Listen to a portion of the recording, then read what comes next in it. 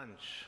So morning pitches, good stuff, on time, but now, afternoon, after the lunch dip starts kicking in, jet lag kicking in as well. So we have this double whammy of tiredness. But this is a room full of energy, I hear, right?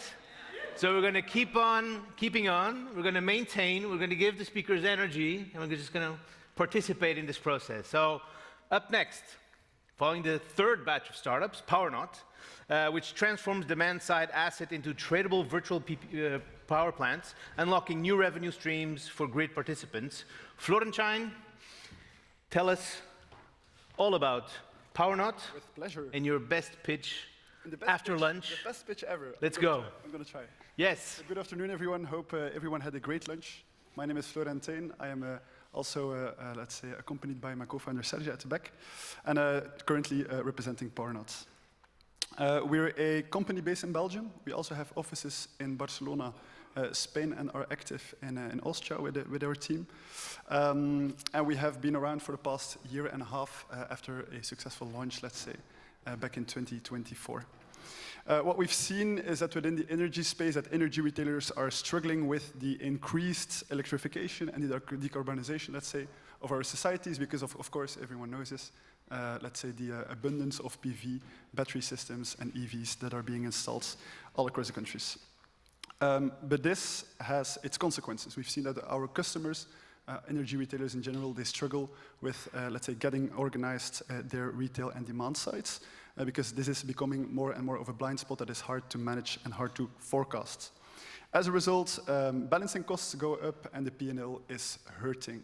For those energy retailers that do manage to go around, let's say, these complexities and offer smart tariffs to customers, they are in a position to grab market share at, of course, the costs of others. So these are a few, let's say, of the main elements that we've seen in the market these past few years. And this is also why we launched Powernaut a few years back to help decarbonize the industry through decentralization. There were a few elements to our, let's say, software that we've built. There should be some numbers on here, but I'm just going to talk over them. The first one is our downstream layer, which is a connectivity layer. This is part of our OpenVPP. Our customers also like to call it the flexibility operating system that they have employed. This connectivity layer, let's say, generates connectivity from three different ways. So the first one is that we make a connection to existing energy management systems and existing mobility service providers or smart charging services. So these are existing, let's say, players that we connect onto our platform. The second one is that we, let's say, create a connectivity to the assets through local gateways that we install ourselves. We have 2 established partnerships to do exactly that. And then the third one is that we provide connectivity to the installation, residential and CNI, through cloud connectivity. So that is original equipment manufacturer connectivity there. We also steer these installations by, let's say, helping out the trading and also the billing teams. So this is then the upstream, let's say, proportion of our platform, in which we first do the forecasting of flexibility potential, of costs, of potential revenues for all these assets in an aggregated way. And then we also steer and decentralize, or disaggregate rather, these steering signals. We allow our customers to trade on a variety, let's say, of markets. And we also allow our customers to settle their customers, so the end customer in any way that they want. Whether it's a fixed compensation, for example, for an EV tariff, whether it's a dynamic compensation for CNI customers, we all make it possible. Integrations, this is, I think, one of our sweet spots as well. We're able to integrate with existing billing systems, building a layer on top that provides the flexibility within existing processes, within existing, let's say, landscapes, tech landscapes that we see with our customers, and this is very well appreciated by a range of our first customers, including Nieuwe Stroom, one of the major ones in the Netherlands, but also Homande Energy, one of the major ones in Switzerland, and EDF. I understand that many of you already know them, of course. So voilà, these are a few references that I'm happy to share with you, and some few numbers that we've been able to accumulate through our smart steering, let's say, and our aggregation platform. We've seen that the customer bills can be increased tremendously, also allowing trading desks to generate more for the flexibility of their customers, and thereby proving more value to the whole industry. We've worked out some pilot frameworks. I'm not going to go over them in detail now, but happy to discuss them tomorrow and the next few days. Thank you so much for your attention, and let's make Flex work. Good stuff, Florentine. Good. Thank you. So we have some time actually for some questions. Right. Happy to take questions. Didn't want to just run away. Yeah, I know, after lunch. You can do it.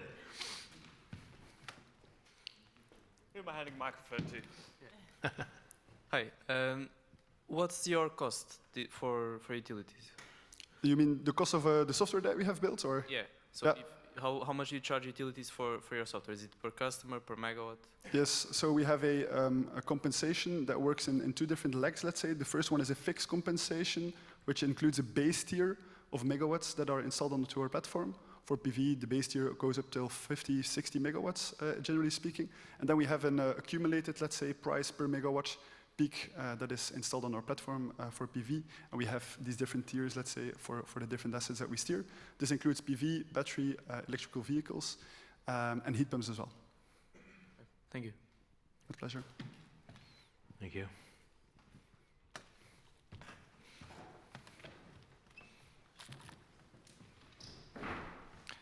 Thanks for the pitch.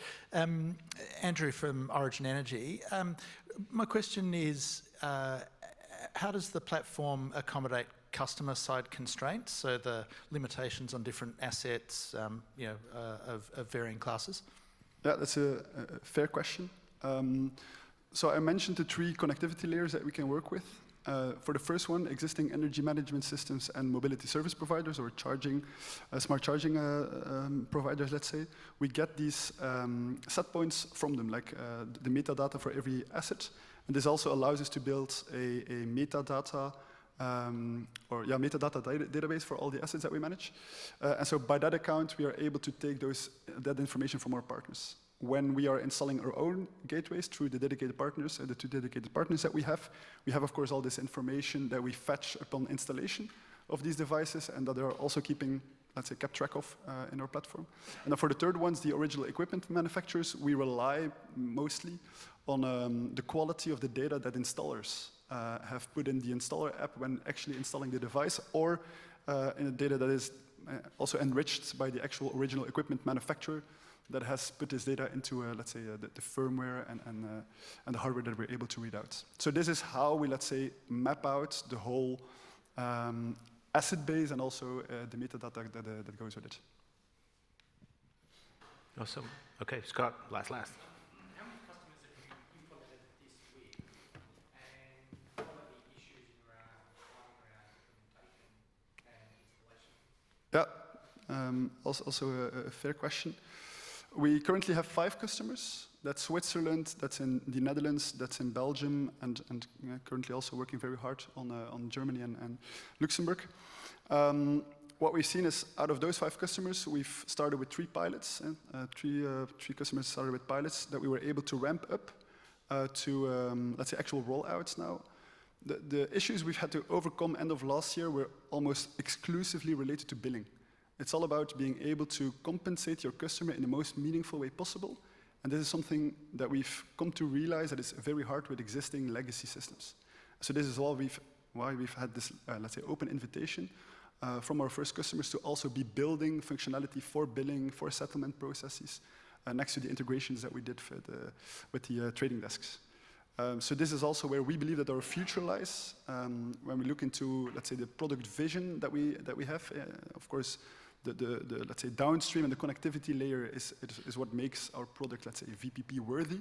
But towards the future, we believe that in order to sustain the energy transition, that we should work towards systems that run in the back ends of energy retailers that are fast, agile, and also flexible by nature. And this is what we're currently focusing on within our And it's a great focus. Thank you so much. Thank you very much. Hello. Florentine. Thank you. Great. Great, thank you, Florentine. Next up, we have Assetcool, which is reinventing live power line capacity by applying advanced photonic coating, which is capacity and robotic system. Wow.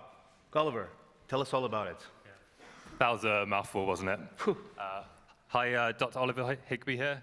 So before we get into the electrics, let's get into the place. Australia is an amazing place. Amazing people, thank you. Amazing wildlife, amazing beer. Weather, could do better. But more importantly, it has an amazing electrical grid. This is one of the longest interconnected grids in the world. And we think it's full of potential for power losses.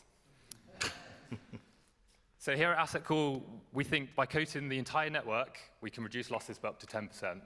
This is the equivalent of saving about $130 million every single year. We can do this by applying a photonic coating. This simultaneously reflects sunlight and emits heat. This drops the operating temperature by about 25%, or you can increase the ampacity by up to 30%. We've also gone and developed a robot to apply this to existing lines. This is what a typical field trial would look like. So here, the high temperature is an uncoated conductor in South Africa, and below it, the cooler line in blue is our coated conductor. As we can see, a very dramatic decrease in performance. This is our beautiful robot, Capacity N. This is actually taken from a transmission pilot we did in Scotland, autumn time as well. So you can see the sun's out, unlike Sydney in autumn. So why would we do this? Why would we not just reconductor? Well, compared to reconductoring, this is a 95% reduction in costs. This is an 85% reduction in network downtime. And along the way, we could save millions of kilos of CO2 per project, owing to the reduction in power losses and the avoidance of having to build larger towers or brand new lines. This is what a typical project looks like. So this is a 22-kilometer project in the UK. We scoped it out, put in a bid for it.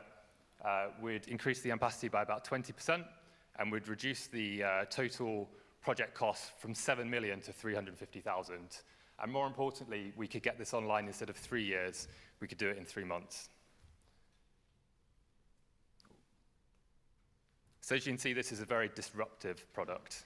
I think CFOs and regulators will probably cheer at this point. So 94% reduction in kilometer costs and an 80% reduction on adding a megawatt to the grid.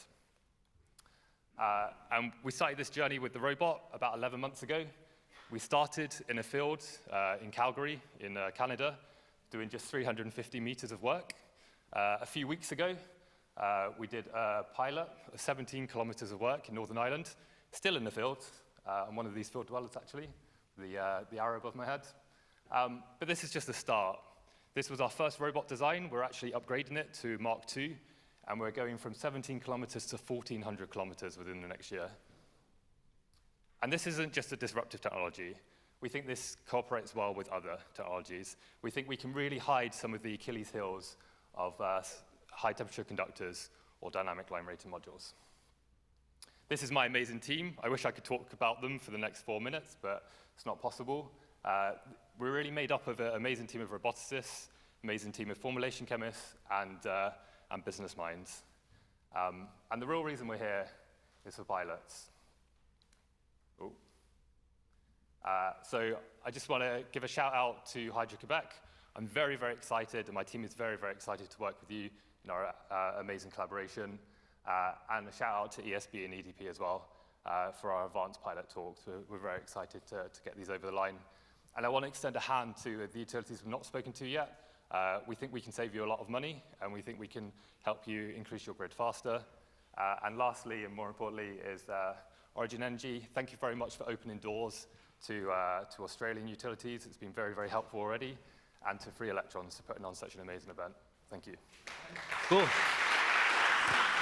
Well done, Oliver. So we have some time for questions and making lines cool again. Let's go. Yes. Thanks for the presentation. Question for me, how does your solution differ from, for example, Prysmian's E3X coding, and how do you overcome the potential, I guess, conflict of where someone like Prysmian that has their own coding application could prefer their own application to go on their conductor? How dare you? So yeah, ours is slightly sort of newer technology. So ours really is based on cutting-edge physics, on passive radiative cooling. So as such, when you compare our coating to Prysmian's E3X coating, ours comes out on top. It is better performing. And our robotics is also very different. I think they outsource theirs, so I think they're bound by single conductors, if I'm not wrong, whereas we can scale it up to different bundles and larger projects. I think, Maxime, you had a question? Yeah, how long do you expect the coding to last for? It's a very good question. So when we started with new lines, we've done enough analysis and acceleration on that way we can be very confident for the lifetime of the conductor. This newer coating, by virtue of being newer, we can guarantee it for about 10 years at the moment, but as we get more data, we expect that to grow. That said, we do have the solution in the robot to reapply it if needs be, and given that it's 20 times cheaper, economically it would make sense even if you did have to recoat every 10 years, which I don't think we will. Yeah. So before the mic gets there, if you had to do a pilot and you needed to take some time to measure data, be convinced that it would be, cooling as much as you would want, how long would you need to do to pilot it? Really only a few weeks. Okay. So we've done this verification in Slovenia with an optical fiber conductor. So we've verified it against models to show it works. Okay. So it'll be something like that for the pilot as well. Week sounds good. Good. What about elasticity? Because of the oversagging, operating at different temperatures, you would see this expansion of the conductors. The coating is able to adapt to this elasticity behavior of the conductor. Yeah, so two things on this really. So this is a thin film with greater flexibility than the coating the conductor it's applied to. So if there is like wind, sag, things like that, the coating can adapt. And it's also only about 6 kilos as well. So it's not really adding too much weight to it for those sag clearances. No, And what about the creep? The elastic state of the conductor whenever you have overheatings. Yeah, so as I said, because it's so lightweight and thin and more flexible than the conductor it's attached to, then you don't see those kind of elastic issues. Can I ask you very quickly, so I know Manuel wants to move on, but quite a bit of our overhead transmission network has optical fiber wrapped externally onto the conductor. Can you cope with that? We've not tested yet. We'd give it a go.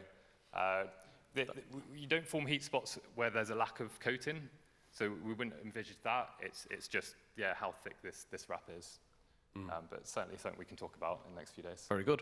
Interesting to test. All right. Thank you very much, Oliver. Great.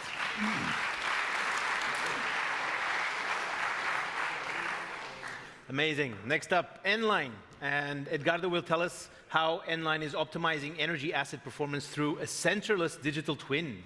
So do tell us how it is. Thank you very much. Green button. Yeah, green button. Thank you very much, and thank you, Australia, for waking up. It's an amazing city, and it's amazing to share this time with all of you. So what do? We're a company that provides digital twins, but mainly we are different because we have 3 main pillars. It is manage energy assets based in power system and also AI. So the many challenges that the energy has nowadays, so we have energy transition, it is already happening. So we need to lead with many challenges also from the TSO generators and DSOs on the market. So what do? We have 3 main pillars. The first of them is that we have sensorless electromagnetic models. So we have power system specialists that are able to modulate the power assets. So this is one of the keys of our company. The second one, we have data science and artificial intelligence models to optimize the grid. And the third one is that we combined all that in a digital twin, giving to our customer grid visibility. So mostly common solutions is like drone inspection, have sensors on lines, or just do direct inspection or thermal camera. All those things work, but many times it is not cost efficient or it is not ready to scale up. So our approach is to have a sensorless technology just built to modulating the power system, understand in the digital twin what's happening in the real time. But it means that we are sensor agnostic, but we can connect existing sensors, also electrical data from the substation, and also data imagery for the satellites, and also topography, vegetation. We're ready to connect all kinds of data that our customer has from the historical watts. And our approach is also a modular one. We start being a tech company for TSO, but we understand that the main challenges that they have are also the same that other utilities have. So our approach based on models allow to us to make one solution for each customer, selecting which model solution each need from our customers. And just some use cases to share with you. First of all, in energy generation, we have more than 4 gigawatts of energy that we are monitoring across all the world. And our solution has perhaps mainly divided in 2 steps. One of them is focused behind the meter to understanding the grid, understanding the power flow, and reducing the losses in this power system. And also, we're ready to understand which is the grid where the power generators are connected on. So as the grid are variables, we can understand that, and we can push the power to the limit, keeping the system stable in voltage, in frequency, and also in the inertia system. So we have a very powerful solution for generators and also for TSOs to push the power to the limit and then keep a stable and secure and resilient system. And also for DSOs, the same technology that we used to apply for the TSO, we combine them, and we have built our own advanced distribution management system. It is a powerful tool. In fact, ABB is investing something in us to start deploying that. And we have some use case, a successful one with Electrocentro, a Peruvian company, where we are combining different modules to give to a client some of the best benefits. For example, vegetation management, network state estimation, DLR, so many things that combine it, give to a client one single platform that solves many things in different parts of the company. So we have an amazing team, a tailored one. We have more than 50 guys really specialized in power system, math, physics, commercial team in all the 5 continents, personal ones, and also working with agents and working with the most important companies around all the world. And of course, we'd like to make business with all the utilities and also with the startup. We have found many opportunities to make things together. So finalizing, which are our unique selling points? We can do things very fast. We can have faster implementation, sensor-like technology, and also a modular integration. So that's all from my side. Let's build a greater future together. That's all. Thank you. Okay. Thanks. I also would like to invite Gabriel to the stand to answer some questions, CTO and co-founder. The hard questions are for you. Hard question. So, question time. John? Yep. Roberto, thanks.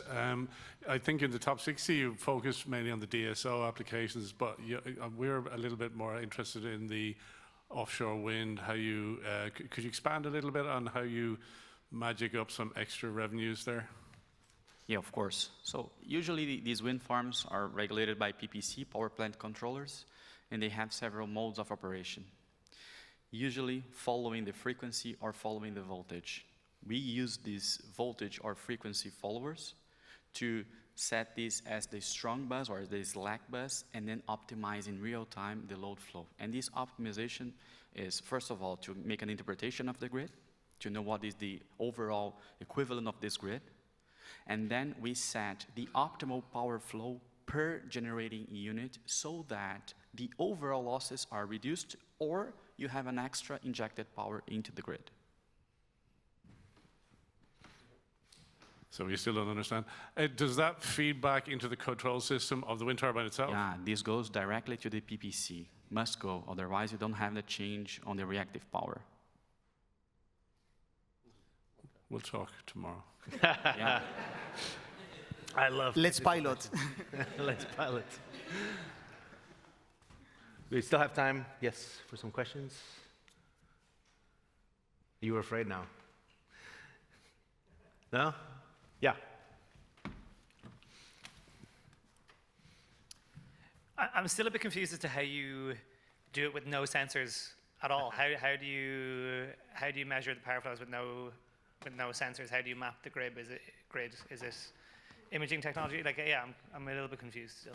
Yeah, for the transmission system and modeling the grid, we go very much into the details. For example, if you look at one span, you know the geometry of towers, you calculate for one single span, resistances, inductances, capacitance, conductances, and then you have a pi equivalent, and then per span, per line, all the phasers, all the distribution of voltages, currents, temperature, noise, all of that, knowing and having this powerful power system model. Was that clear? Sort of a follow-on to that. What do you do when the utility's own schematics or data that they're providing you about their grid does not match the reality on the ground? Usually the TSOs or the DSOs, they know basic data about their asset. Geometry of towers, type of cables they use, latitude and longitude per tower, and this is the basic information we need. More advanced package would be to read the electrical data from the connecting substation. This is a more broad discussion, but we are very flexible to read this kind of information. Absolute values of voltage, current, active power, reactive power, frequency, and status of the substation. All right. Thank you, guys. Gabriel and Edgardo, thank you very much. I like that. Perfect. Next up, we have Fulcrum Air.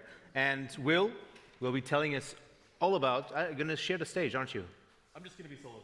Okay, I'm going to invite Tim up after for questions. All right, so I won't do the summary thing, you just do the whole. Sure, sounds okay. good. All right, go. All right, thanks everyone. I'm Will from Fulcrum Air. I'm joined by my colleague Tim there in the corner. I'm here to tell you about aerial robotics for the power line industry. So we're Fulcrum Air. We were founded in 2016. Since 2016 to 2021, we conducted R&D. Following 2021, we expanded commercially.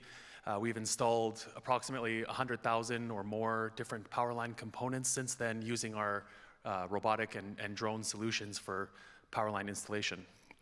We have our headquarters in Calgary, Alberta, and we also have an operational office in Wellington, Colorado in the US, and more recently we opened in Brisbane, Australia. One of our fundamental principles is safety by design. So our robots are designed from the ground up to replace traditionally hazardous power line installation tasks with a safer robotic alternative. But what sets us apart from just a safety tool is this is a no-compromise safety solution where we also offer peak productivity, quality, and time and cost savings by using our robotic alternative. Also, we operate in a heavily regulated industry, but we view that as an opportunity because being that we're hold to this under 55 pound and 25 kilogram weight limit, we're forced to package the robot, drone, and components into that very restrictive weight class. And that creates a very challenging environment that allows us to view it as an opportunity rather than a challenge. The business case for aerial robotics. So I'm sure as all of you know, the electrical grid and the expansion that we're facing in all corners of the world is a very challenging market, and a lot of difficulties are ahead in terms of what's required for expansion.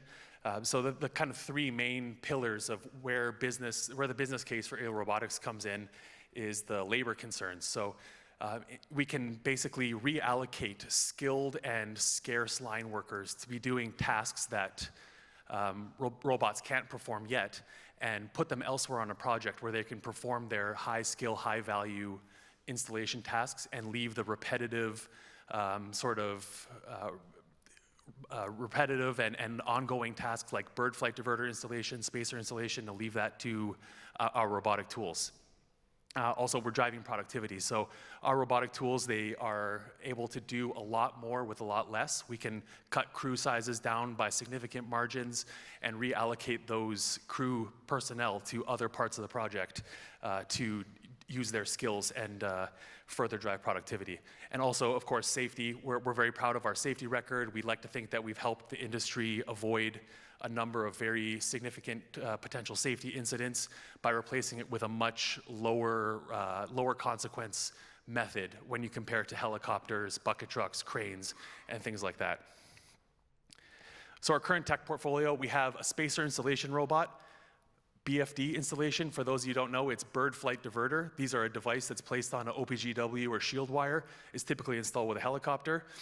And lead line stringing, that's pulling the initial string that's used to string a conductor in a transmission line.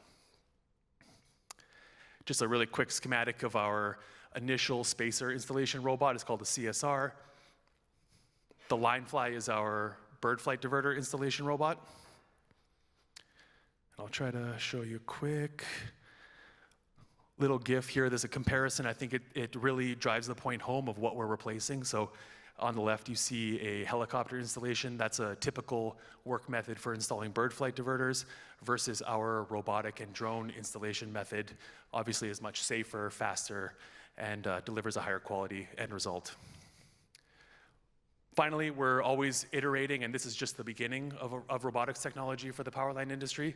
We're looking at making all of these things flight capable, integrating AI and machine learning to further reduce crew sizes, and also expanding to different types of components that we can install, like triple and quad bundle type spacers. Thank you. Oh. Cool. Tim's going to join me for some questions up here. Of course. So some questions. Over there. Soon we're going to have traffic on the lines, robot traffic on the... Well, let's lift them up and work together, right? I think after you. So how much does this spacer robot weigh, and how do you typically deploy it and get it back? Yeah, good question. The spacer robot that installs the twin line spacers, that weighs about 38 kilos in its current form that we see there today.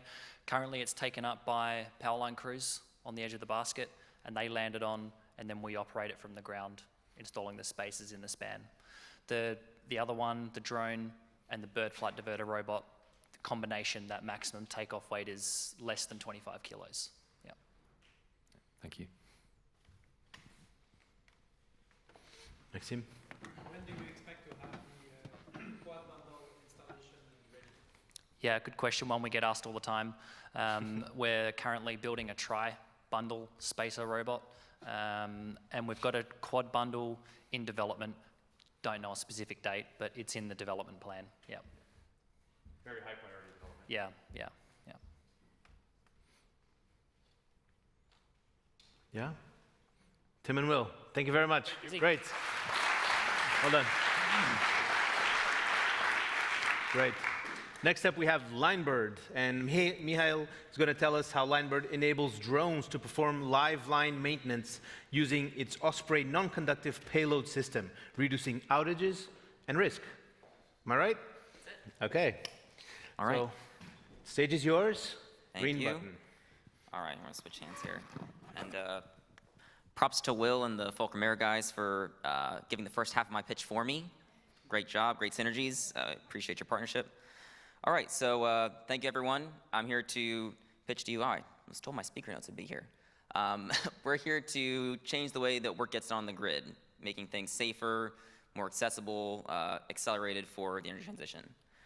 So, okay, we've got, there it is. All right, so line work is really hard. I don't need to belabor this point with you all. You understand, the work that's done on the grid, especially after seeing the previous presentation. Very hard work, very demanding, hazardous. It's one of the most fatal and injurious occupations in the developed world. Very expensive, maintaining existing infrastructure, and it's inadequate for future needs. We see that more and more every year. There's also a scarce labor resource. We heard multiple utilities earlier this morning talk about scarce and aging qualified labor resource as a need, as a pain point. And in addition to that, there are many different challenges that a line worker in the field can face in the day-to-day, from storm outages, failing components, medical emergencies with crews out there on the line.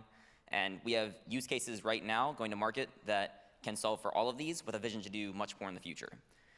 So we solve for this access problem with drone payloads that we provide to utilities and their contractors for solving power line access. So I want to be clear, we are not a drone company, we are a drone payload company, and our goal is to train and equip the workforce of the future.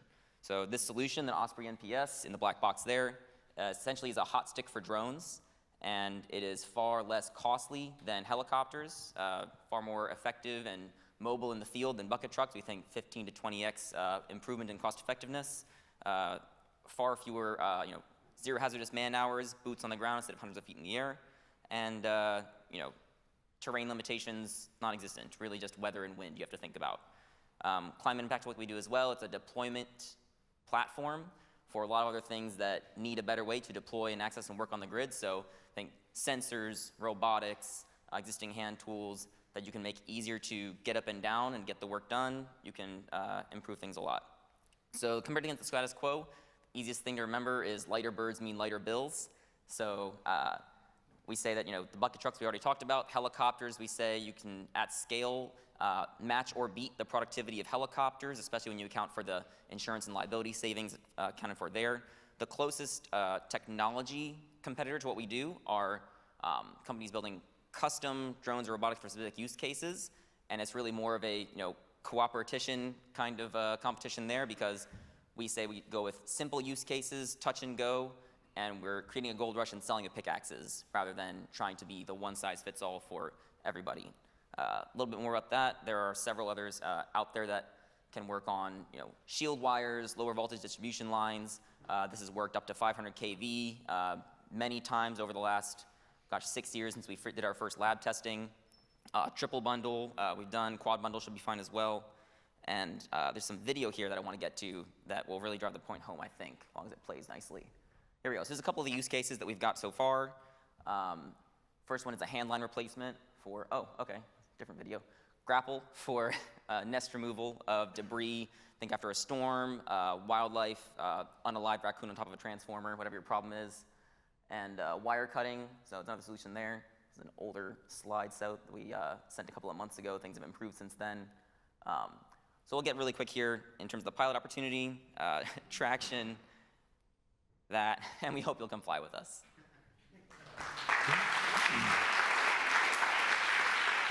Thanks, Michael. So we do have some time for some questions. Great. And we can start off. And then my colleague David, our chief pilot, is going to join me here as well for any aviation-related questions. Okay.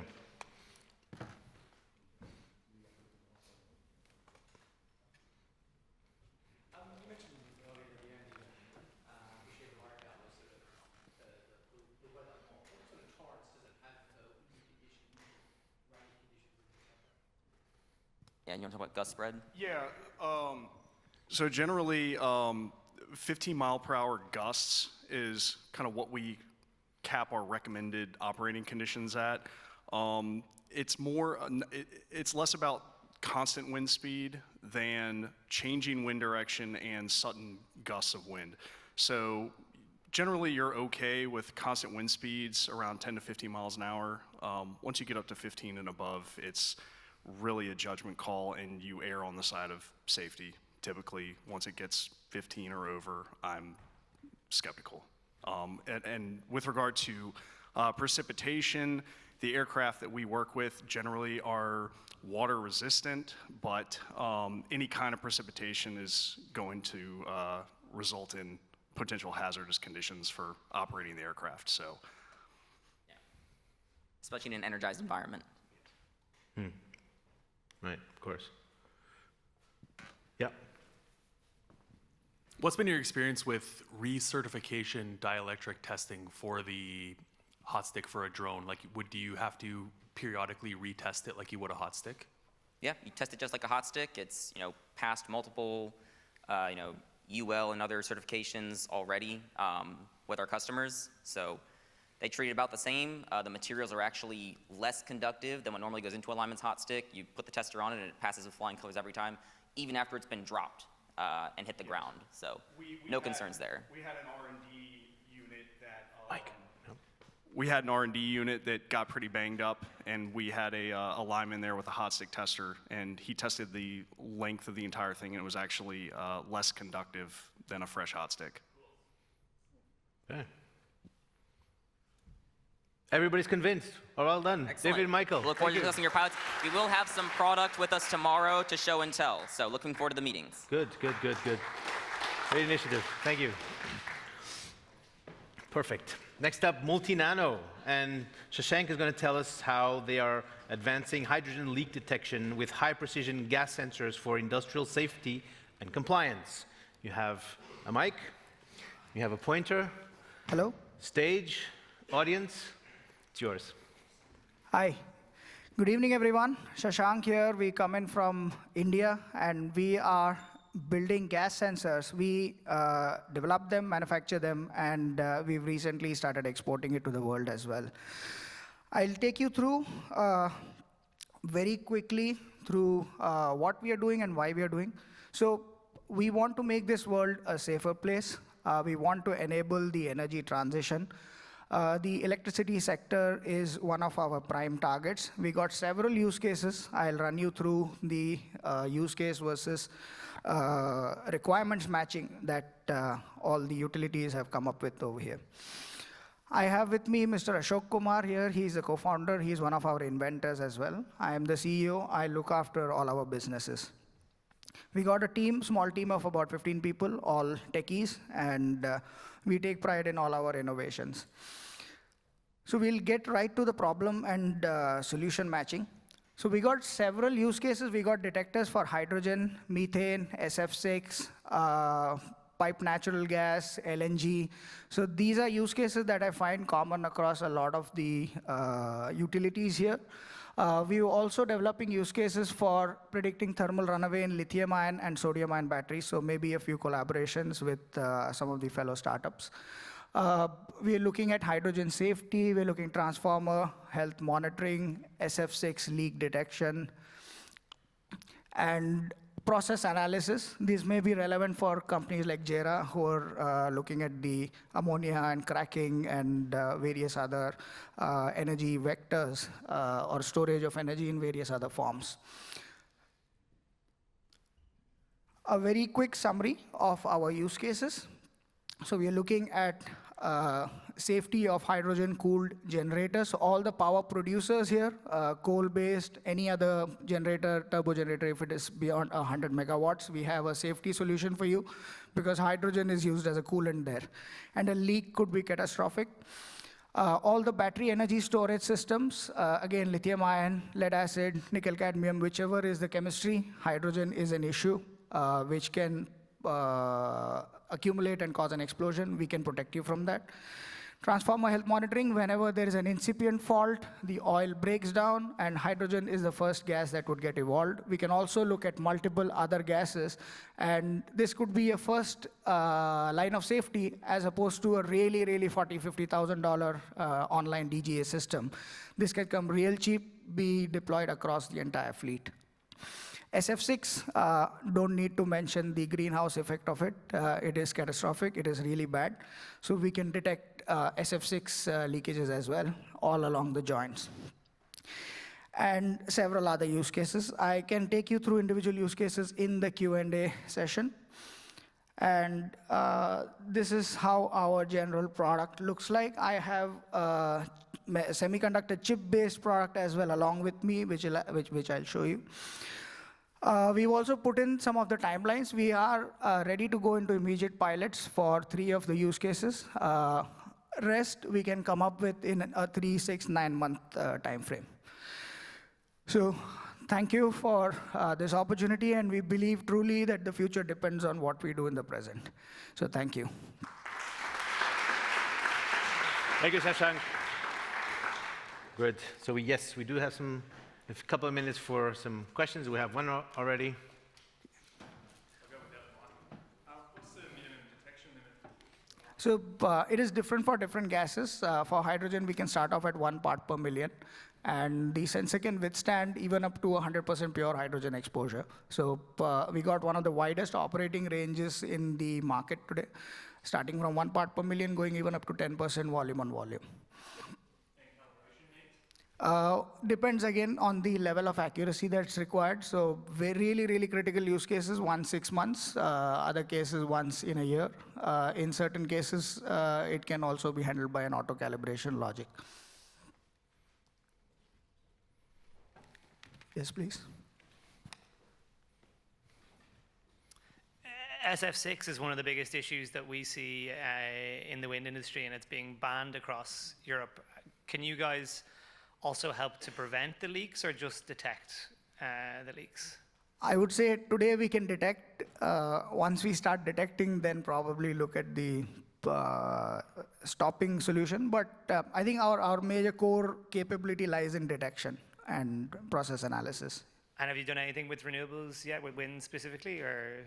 Can you please repeat? Have you done anything with wind specifically yet? SF6 is a big issue for wind farms. If you've worked with wind, if you worked with wind before. No, we haven't worked with wind before. We worked with hydrogen-related projects before. But as long as SF6 is SF6, it doesn't really matter. Yeah. There.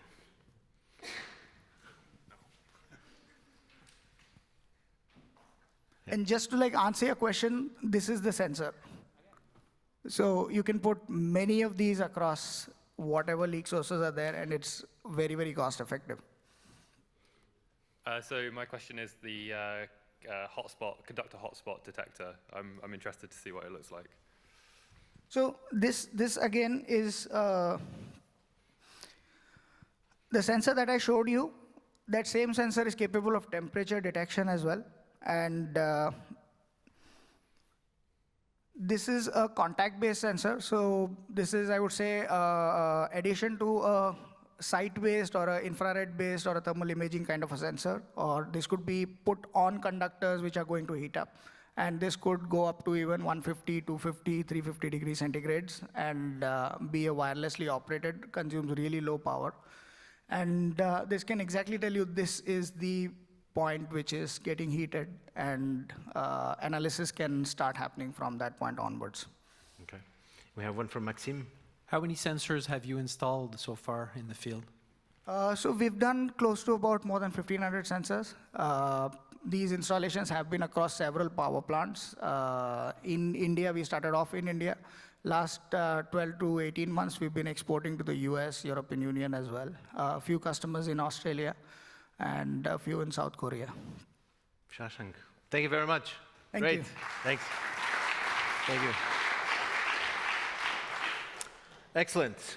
Now, up we have Neuron Soundware, and Pavel's going to tell us how they are delivering AI-based audio diagnostics for industrial equipment. And there you are. Let me just clean this.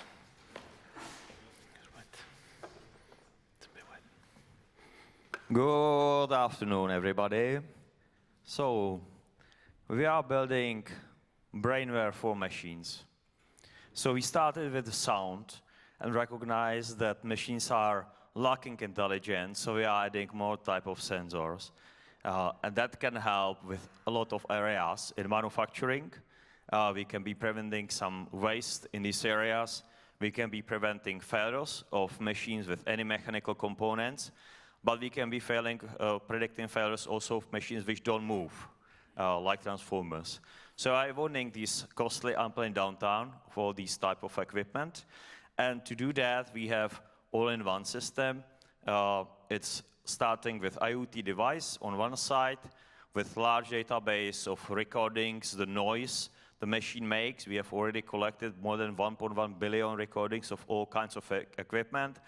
We have a portal when you can configure and set the models to be trained and recalibrated for every individual machine. Yeah.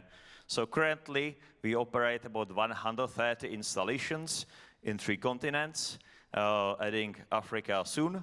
And we have in our possessions a database of sounds and installations across these general manufacturing, transportation, and also energy sectors, transformers included. And that's what we started based on ask last year, and we would like to expand that deployments.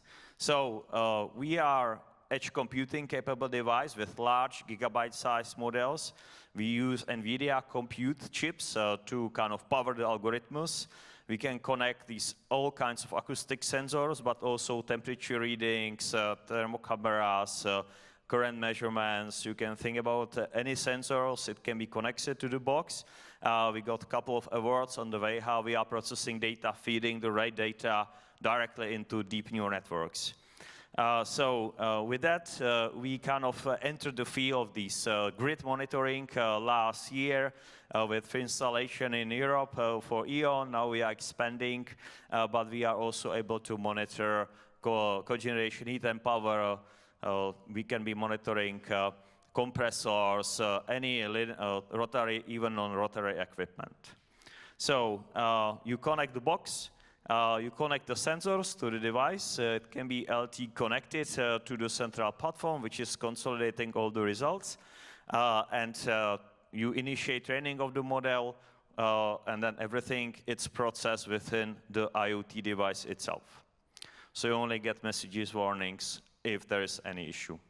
So a bit calculation of the benefits, like detecting partial discharge, single transformers, can prevent and also kind of expand the lifespan of the assets.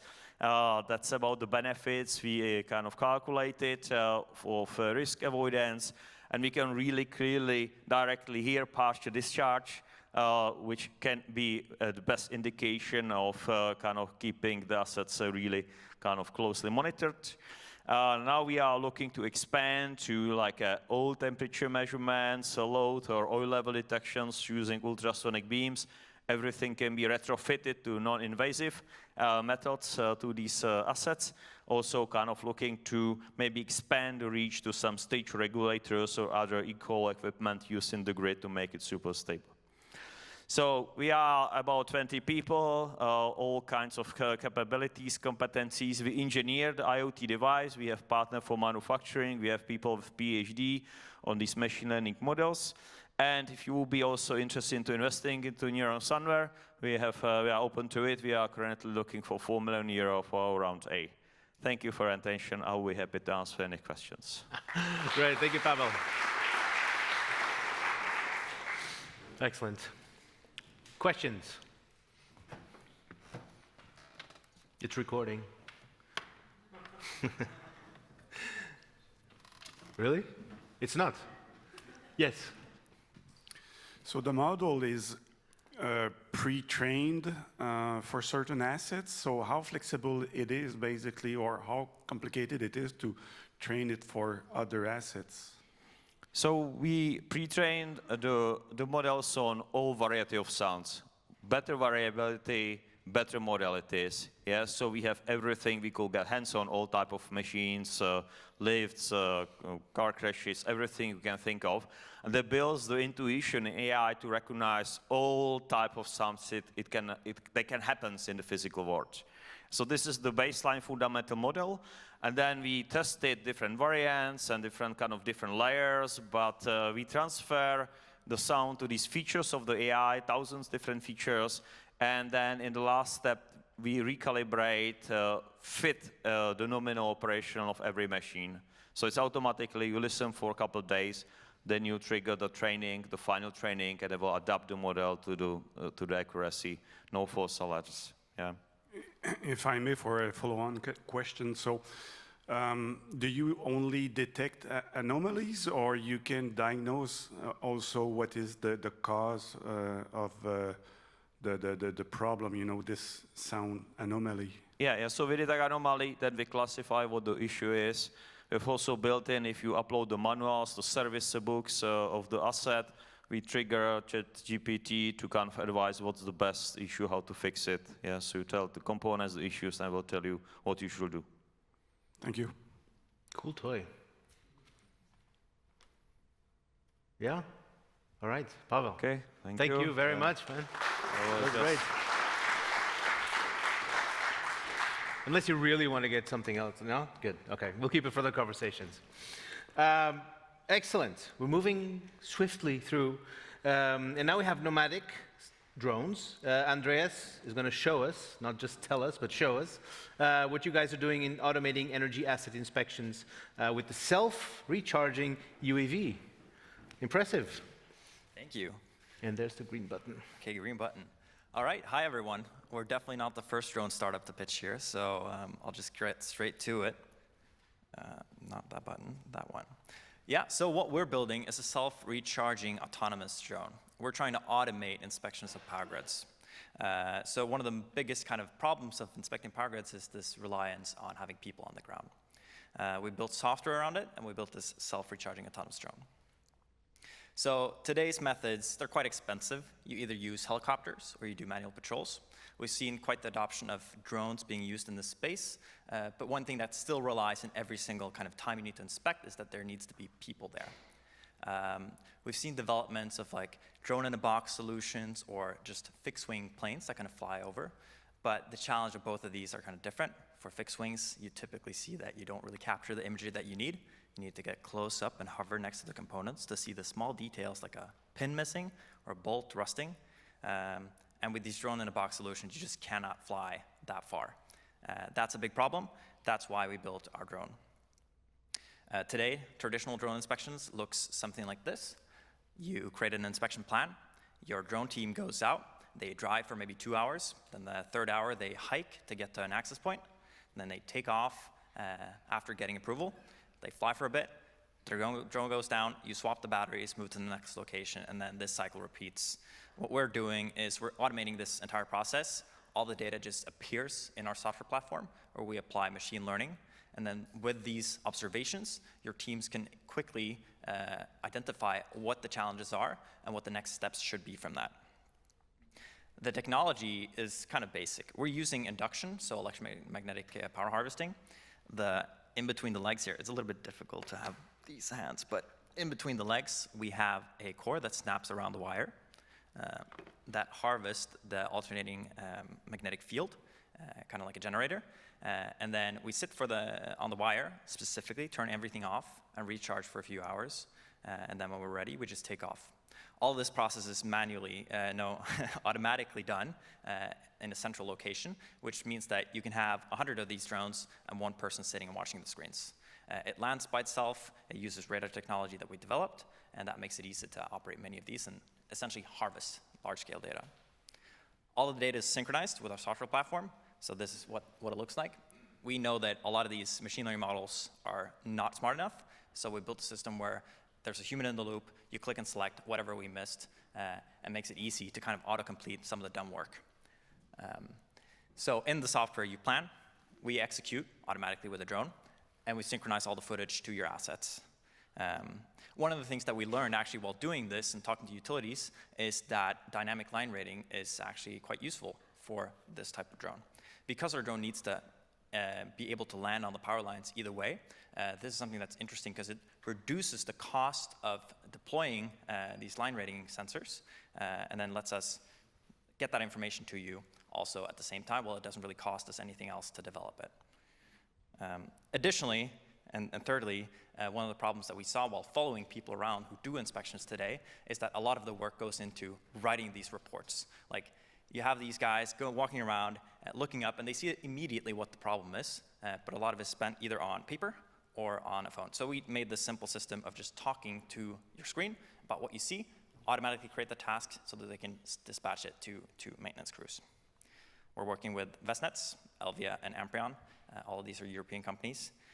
And we will be offering 2 different pilot tracks here. You can go for a digital one, where you can test the AI features, or you can go with a drone one, where you can test the sensor either with a DLR focus or with a visual inspection focus. And that's me. All right.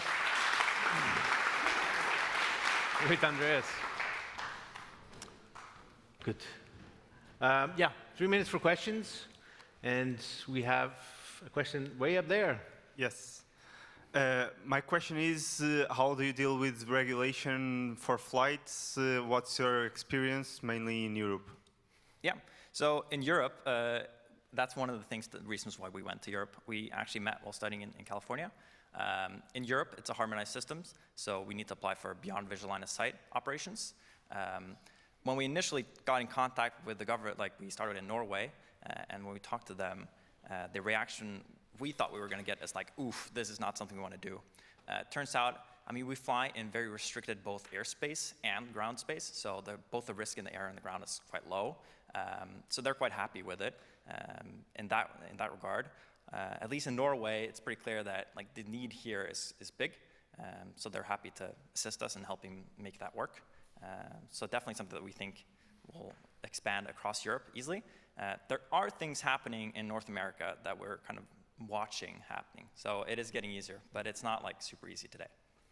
Okay, and follow-up question is about LUC. Have you thought of it, getting an LUC to emit your own licenses, or? Sorry, I didn't get that question. An LUC is it's a way that you can emit your own licenses to fly the Yeah, drone? yeah. So that would be Sora in Europe.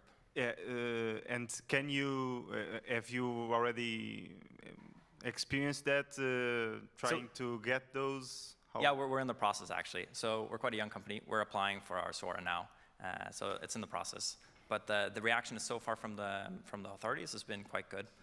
So we're confident that we'll get it within a 3 to 6 month time period. We just need to submit it. Yeah, the thing went and then.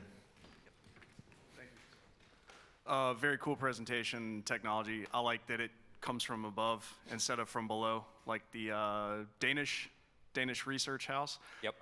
My question is, with regard to sudden changes on the lines, such as a load spike, do you have any safeguards against that, or are there any sort of effects as a result?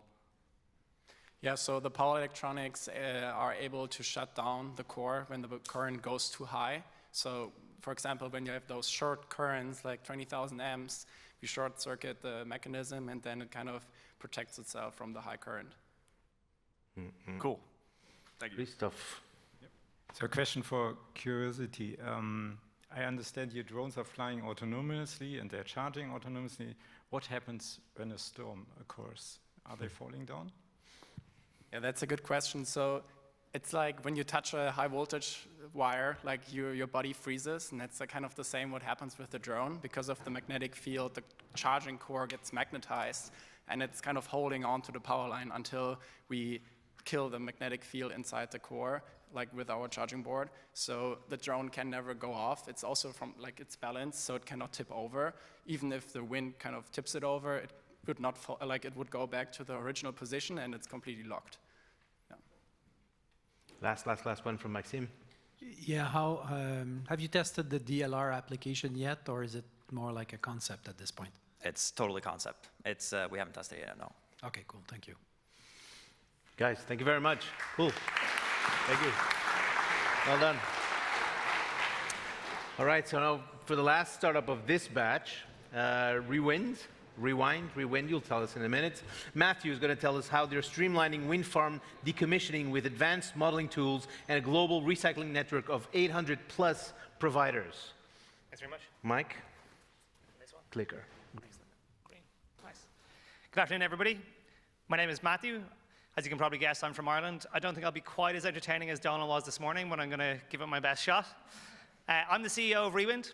We are a company that is on a mission to keep wind turbines out of landfill. And what you're about to see is going to blow you away. So right now, thousands of tons of wind turbines are literally being buried alive. This is a senseless waste of valuable material that could be driving the energy transition.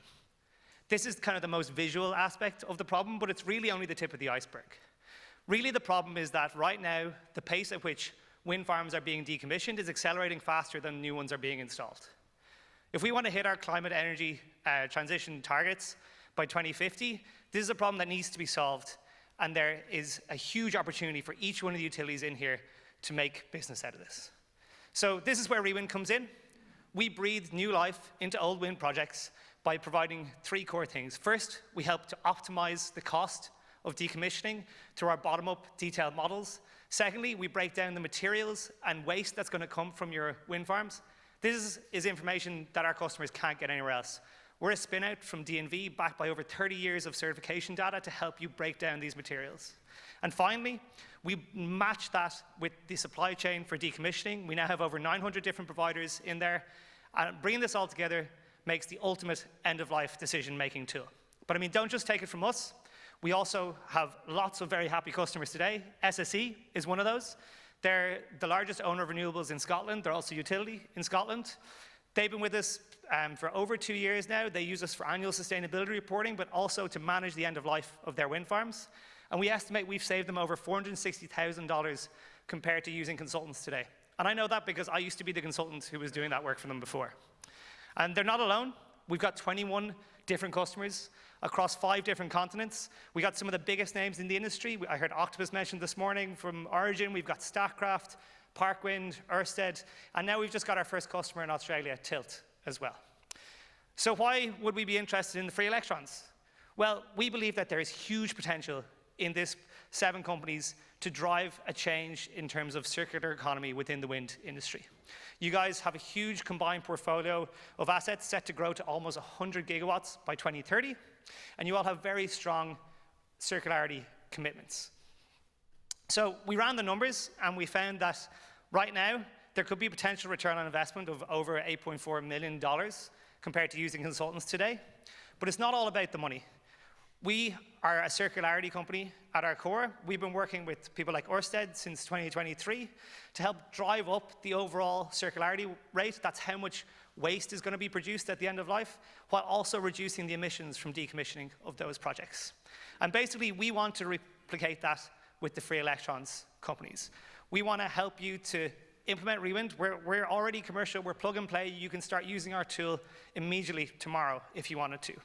We would aim to drive down your decommissioning costs and improve your circularity rate, but that's not all. We're also growing. We're trying to improve the amount of emissions modeling that we can do and helping to set that new standard for circularity within the wind industry. It's sorely lacking at the moment, and we need you guys to help us build that new standard for circularity. So we've looked at all the companies. We believe that we're best suited towards CLP, EDP, ESB, and JERA because of the aging asset portfolios and your waste reduction targets. And I want to give a special shout out to ESB, who've already signed a pilot with us because of the Free Electrons program. So thank you very much, ESB. Woo!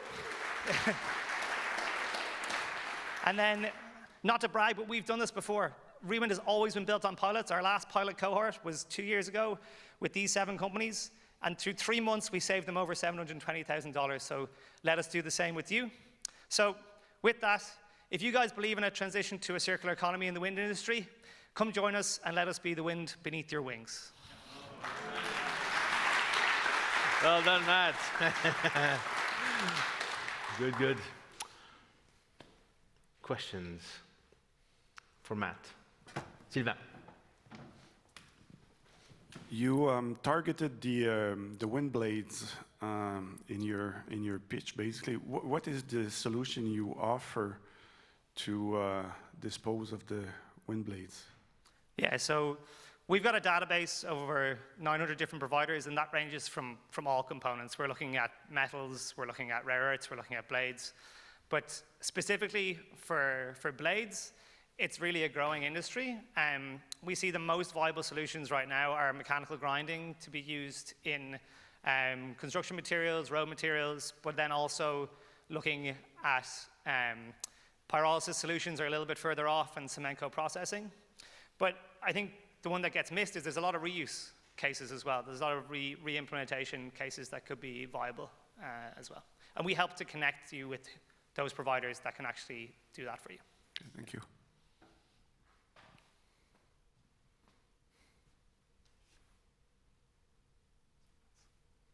Matt, they're silent. Yeah, what's going on? So I think they might be wanting to go to the break. Yeah. It's been a long day. It's been a long day, but it's not over yet. So thank you very much. Thanks Matt, very much. This is impressive. Thanks. So thank you again. So we've had our before last group of startups pitching. We now have a break, and I ask you to be back at 3:50.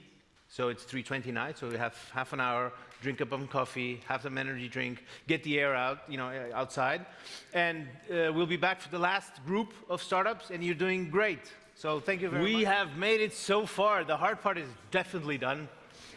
We just have this last batch of startup pitches. I hope you've been inspired. I hope you've been curious to talk some more. Maybe you've already started talking. This is probably the best first step. Have you? Yes. Yes? Yes? Yes? Good. That's how it starts. Fantastic. So let's get this show on the road and finish this last batch of startup pitches with Energihawk. And John will be telling us how they use satellite imagery and predictive AI to qualify commercial solar and distributed leads, dramatically accelerating sales pipelines. Emphatic. So here's the remote and the mic. Thank you, thank you. The floor is yours.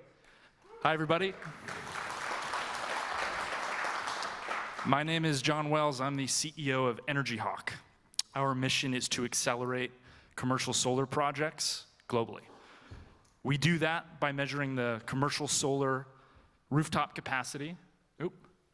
We do that by measuring the commercial solar rooftop capacity for over 750,000 C&I buildings across all major continents and all markets represented in this room by our friendly utilities. We've been working on this for 5 years, and yeah, excited to show you what we've built and how we imagine partnering with the teams in this room. So before Energihawk, I led C&I sales teams at major energy companies that did this the hard way, spending hours a day on Google Maps, hovering over commercial parks, industrial parks, trying to identify the best commercial rooftops, estimating kilowatt-hour consumption, peak demand for demand response, battery storage, solar, you name it. I've sold all of these projects, and we're excited to show you all how we automate and streamline sales and go-to-market engineering, as we call it. So this is Energihawk. We now allow solar sales teams to search any city, state, utility in a number of different countries, filter by rooftop square footage or square meters, get access to estimated kilowatt-hour consumption and peak demand. That's less interesting to the utilities in this room, more interesting to our solar developer customers and battery storage customers who want a general understanding of the energy load profiles. But it is interesting to the folks like EDP who may be looking for off-taker C&I opportunities in all these different markets. We are estimating kilowatt-hour consumption and peak demand by square footage of building and also by industry. And so we partnered early with Southern Company, major utility in the United States, to understand how cold storage consumes per square foot versus data centers versus plastics manufacturing, so that we can enable and arm our C&I sales teams to understand load profile, but also the rooftop solar capacity. For each of the 750,000 buildings we cover globally, we will give you the max fit solar panel count. We're also using LiDAR to identify objects on the rooftops. So in combination with utility data, this could be a pretty interesting proposal automation tool for your distributed energy sales teams who are trying to go to market quickly and effectively in an increasingly competitive environment where data is incredibly important. So yeah, this is it. The data points we cover are business name, address, industry, estimated energy profile, max fit solar capacity, of course, demand and kWh, those are estimations, ballpark understanding based on some of the analysis we've done, and then some other important contact details. What we recently started doing, and I think there's a slide on it here, is we're actually, for one of the largest solar developers in the United States, they asked us to go a step further and said, hey, can you run a campaign for us, engaging the largest C&I rooftops in our market? And over the course of the last 60 days, we're really excited to present this. We've generated over, and that's on the next slide, so spoiler, $38.7 million in pipeline and a really high open rate of 71%, because we're bringing really specific rooftop details to the conversation on, hey, you have a 86,000 square foot roof, we'd love to chat with you. Do you have 30 minutes to speak? And so we're creating, meetings and demos, and it's not all we do. It's what I used to do. I feel like I'm regressing in my career a little bit, setting appointments, but we are tech-enabled go-to-market for C&I sales, mostly for solar, but for storage, VPPAs, and a number of other distributed energy resources. We've worked with some pretty big players in the US. We're really proud of the logos that we've piloted with or partnered with in some capacity over the last 5 years.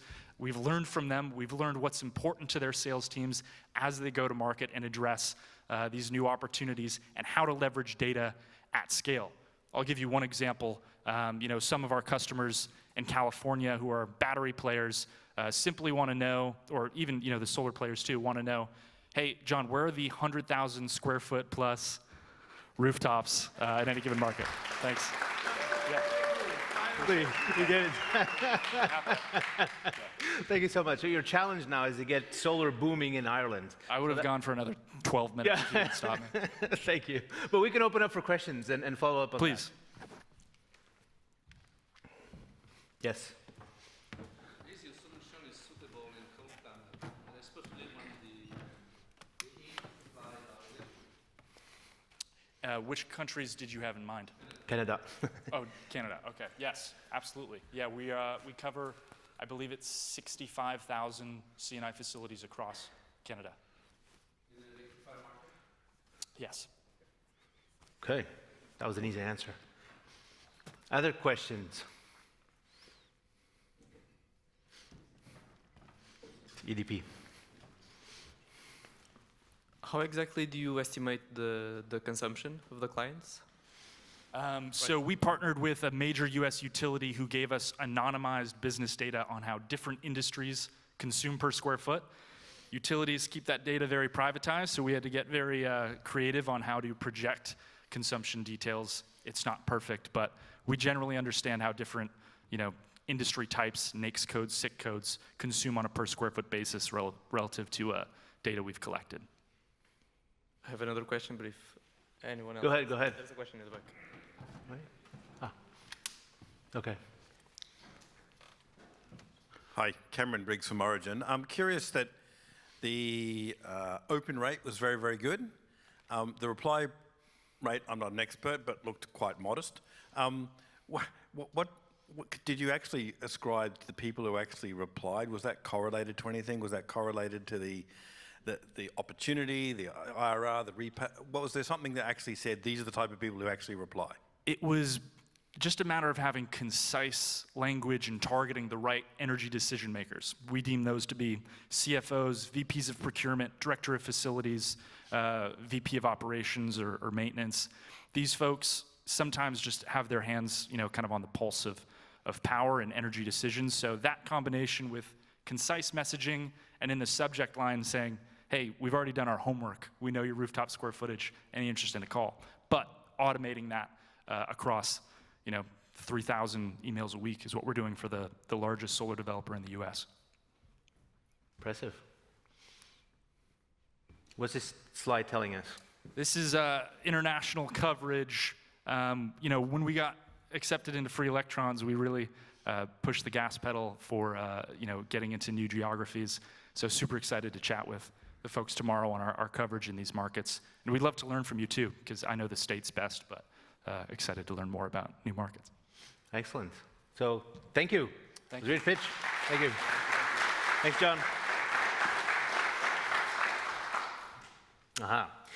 Next up, we have OctaiPipe. Now I have to say, is it OctaiPipe? OctaiPipe? OctaiPipe. OP to our friends. Eric, here you go. And you might need this one. Green forward. The floor is yours. Thanks very much. Good afternoon, everybody. My name's Eric Topham. I'm the CEO and co-founder of OctaiPipe, an AI platform for data center energy efficiency, but working on a sort of a longer-term, higher mission to build AI systems to keep the critical infrastructure that we all rely upon safe, secure, and sustainable. I'm going to start with just a quick little fact that is relevant for the rest of the talk, but I read an analysis the other day that said that if we were to improve the energy efficiency of all of the data centers in the United States by just a mere 10%, we would release more critical IT power than there exists in the total global footprint of data centers today. So data centers, you may have heard a lot about them in the news, some good, the investment opportunity, some bad. And the bloody truth, whatever somebody said earlier was, is that data centers face some significant challenges in terms of access to power, meeting sustainability goals and regulation, and driving operational... Oh, it's still there. It changed on my screen. Okay. And driving operational efficiency. And that's a problem that isn't really going to go away because the projections are that the amount of data that we're going to generate globally will double by 2027, and the IT power demands for data centers will grow by 60% towards 2030. So OctaiPipe is helping solve some of these challenges by applying the state-of-the-art AI optimization control technology that we have to the optimization of the cooling systems of the data center. The cooling system of the data center consumes up to 40% of the data center's energy budget, and by learning optimal control strategies for that cooling system and automating them, we can drive 30 to 40% savings in the energy usage of the cooling system, which in turn equates equates to a sort of 10 to 15% reduction in the energy budget of the data center itself. If I was to take the average data center in the UK, which has a capacity of 50 megawatts, that equates to somewhere around £7 million of operational savings every year, over 8,000 tons of carbon saved, 76 million litres of water from adiabatic systems as well, so a significant impact. OctaiPipe does this. How?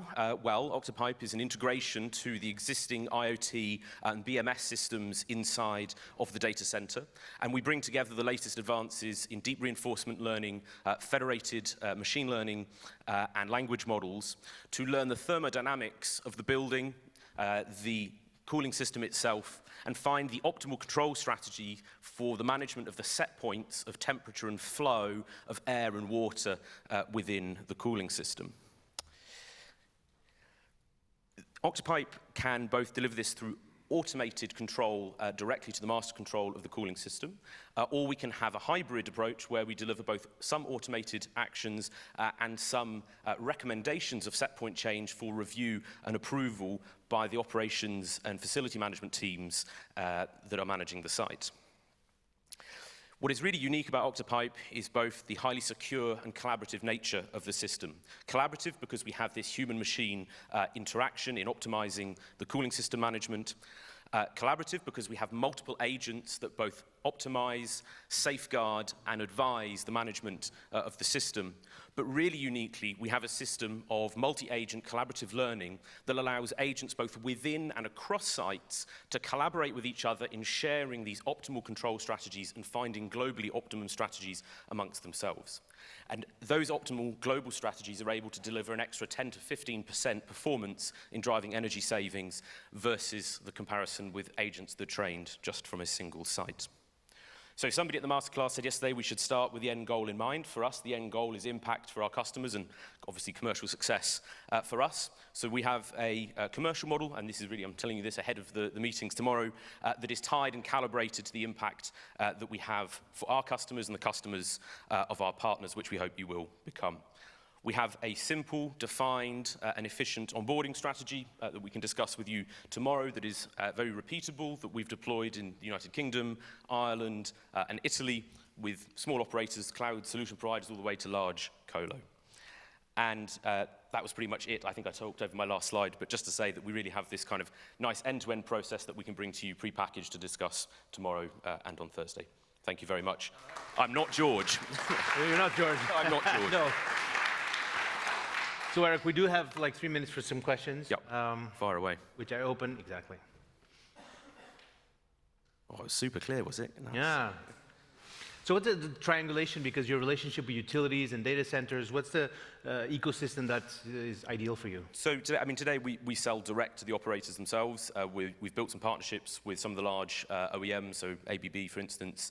And so for us, the utility ecosystem is perhaps new, but I think it's an interesting channel because ultimately, for the end customer of the utility, I think we have some common objectives around the power efficiency and so forth. And perhaps for those that are actually providing energy through the grid, perhaps we can help kind of alleviate some of those challenges through the impact that we can have to the customers. Yeah. Okay, good, thank you. Oh, brilliant. Okay, super clear. Super clear. Thanks. Oh. Yes, where? Yeah. Okay. Just a quick question on once you've achieved those energy savings after the 90 days, how do you then maintain that moving forward? Yeah, so the change control side of it is interesting. So we have sort of natural degradation, obviously, in things like the pumps and the fans. So we have effectively AI operations systems inside the application that monitor for drift effects in the statistical distributions of the data that's coming through the IoT systems. We can then do both sort of semi-online. We don't do fully online retraining of the models. By that I mean is that the models don't learn with every increment of data. We do it sort of in batch for safety reasons. So we can update the models against the distributions that they're operating against. We can also do things like update the efficiency curves that we have within the energy models that sit in parallel to the agents. So we can basically learn those as those distributions change and we detect them. When it comes to the actual data center itself, if there are sort of major physical changes in the configuration of the data center, people putting in new cooling units and things, today that's basically a manual change control process that we have with the customers, but ultimately we're going to build a set of interfaces that will allow the users to update those energy models that sit alongside the deep learning models themselves. Yeah. Makes sense. No. Okay, Eric. Excellent. Thank you very much. Awesome. Thank you. Right, next up, we have AlumaPower. And you guys deliver zero-emission power by using recycled aluminum to replace diesel generators in long-duration application. Go for it. Let's get you fixed up here. Thank you, man. Thank you. Thank you. 4 o'clock, eh? Hello, everybody. I'm Rob Alexander. I'm CEO and co-founder of AlumaPower, joined by my other co-founder here, Hank Vananendy. We are turning scrap aluminum into a fuel carrier for the future. And we think this is a real opportunity to accelerate this energy transition. The problem we're focused on is related to renewables. We know they're all abundant, they're very, very cheap, but they came with 2 challenges. One is they're often in the places in the world that are far away from where the population is that needs them. And the second issue is the timing isn't quite when we want it. Forget what that word was, dunkelflucken or dunkelflucken. Essentially, this is leading to issues with grid stability. And so what I want you to do is to think of AlumaPower as harnessing that renewable energy to create solid electricity for solid reliability. Thanks, Vanna. So aluminum is essentially infinite energy storage in terms of timing. If we put that disk there and leave it there for 10 years, it'll come back 10 years later, it'll still be 2 kilowatt hours of electrical energy and 3 kilowatt hours of heat energy. It's 2.5 times the energy density of fossil fuels. And because of that, it takes kind of 3 ships versus 1 ship of liquid natural gas versus aluminum to ship the same amount of energy around. And I don't even want to talk about what hydrogen looks like. So it's safe, it's low capital cost, it's dispatchable power, zero emissions anywhere, anytime, and provides what we call AlumaPowered reliability. We're coming to market with a 20-foot container, like many other energy providers, 135 kilowatts of electricity, 335 of heat, if you can use it, hundreds of hours of operation, it's unlimited, and 85% reduction versus a diesel generator in terms of greenhouse gases. Unlike other metal air formats, we have high power density, around 40 megawatts per acre, similar to something like small nuclears. And we're using existing infrastructure. So our supply chain exists in all the places we're talking about today. Around the world, you can get our electrolyte, sodium hydroxide. And then there's an off-product called aluminum trihydrate, which has a commodity value in all the markets we're talking about today. So it really is a fast-to-market opportunity and a new energy source. What about the costs? And so the place we're focused right now is on backup power for critical infrastructure, especially data centers. And if you want to do a data center and use renewables, you'd be in a cost base right now of about $180 per megawatt hour. That's because you have to put a lot of battery energy, electric storage, or energy storage. With us, you can see that blue line. We take the long tail of any outage. And so we drive that capital cost down, get down to about 130, 128 bucks per megawatt hour. Very competitive capital costs, half the cost of a hydrogen fuel cell. And at scale, we believe will be comparable to natural gas turbines. Last year, we piloted our first pre-production version of this for a courier company where we were charging their e-cargo bikes. And now we're looking for additional pilots. We've got one in Canada with a small utility in the 100 kilowatt to megawatt area. As I looked through all the needs for the 7 utilities represented here, every one of you had some great strategic needs, and we'd hit at least a few of them for all of you. We're really interested in our talks tomorrow. We provide that reliability you need, We provide reduced emissions, the infill with solar and wind. We really address a lot of the data needs as well. This is a smart battery system. And the other thing to think about is the countries that are represented here. 3 of them are leaders in aluminum production: Australia, Canada, and China. So AlumaPower, we're solid electricity for solid reliability. Thank you. All right.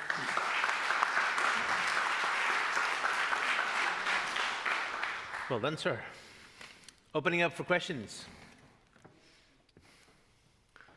Yeah.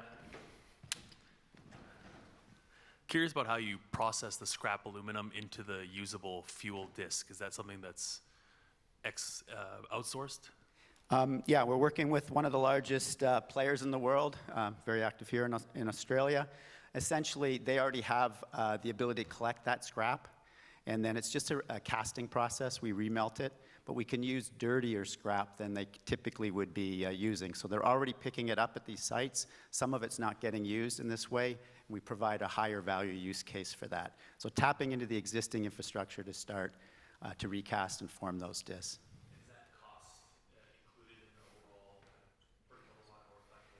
It is, and so built into our costs, and that's a little bit the focus on backup power to start. You know, it might be used 100 hours a year, 200 hours a year. The cost starts a little higher for the cost per kilowatt hour. As we build those supply chains, then we become more mainstream, and that cost will become very cost competitive with diesel and gas generators. Good question. Right at the end, Suchi.